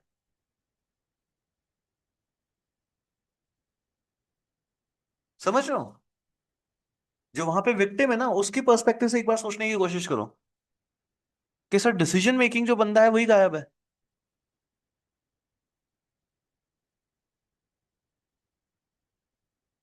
सही। That's the problem. इतना आसानी से आंसर नहीं लिखा जा सकता। आपको सारे ऑप्शंस देखने पड़ेंगे, क्या क्या ऑप्शंस आपके पास है। एक ऑप्शन ये भी तो होता है कि माँ की लाश को वहां पे भी तो लाया जा सकता है, अंतिम संस्कार वहां पे भी तो किया जा सकता है। यस और नो? से लाया जा सकता है, हो सकता है, ऑप्शन है। अब क्या ये सही ऑप्शन है सर, यही करना चाहिए क्या? नहीं, इसमें भी प्रॉब्लम्स है। करेक्ट, बट अगर आप मान लो, जब आपसे पूछे गए थे कि विजय के पास क्या क्या विकल्प है, और अगर आपने ये ऑप्शन नहीं लिखा, इसका मतलब आप ये सोच नहीं पाए। वहीं आपकी नाव सिंक। समझ रहे हो? एंटायर मेंस के पेपर में जीएस पेपर 4 का जो केस स्टडीज वाला सेक्शन है, it is hello important. GS paper 4 will decide कि या तो आप आसमान छूओगे, वरना आप गिरा दिए जाओगे। समझ आया? It's very important subject. Correct. तो अब आप लोग बैठिए एंड अपनी स्ट्रेटेजी को जो है वो बनाइए वापस, कि इस सब्जेक्ट को आप अपनी स्ट्रेटेजी में कैसे रखने वाले हो, और सब्जेक्ट को अभी से ही स्टार्ट करना है एंड मेरे साथियों से कंप्लीट कर लेना है। Correct. So thank you so much for joining in. See you all tomorrow.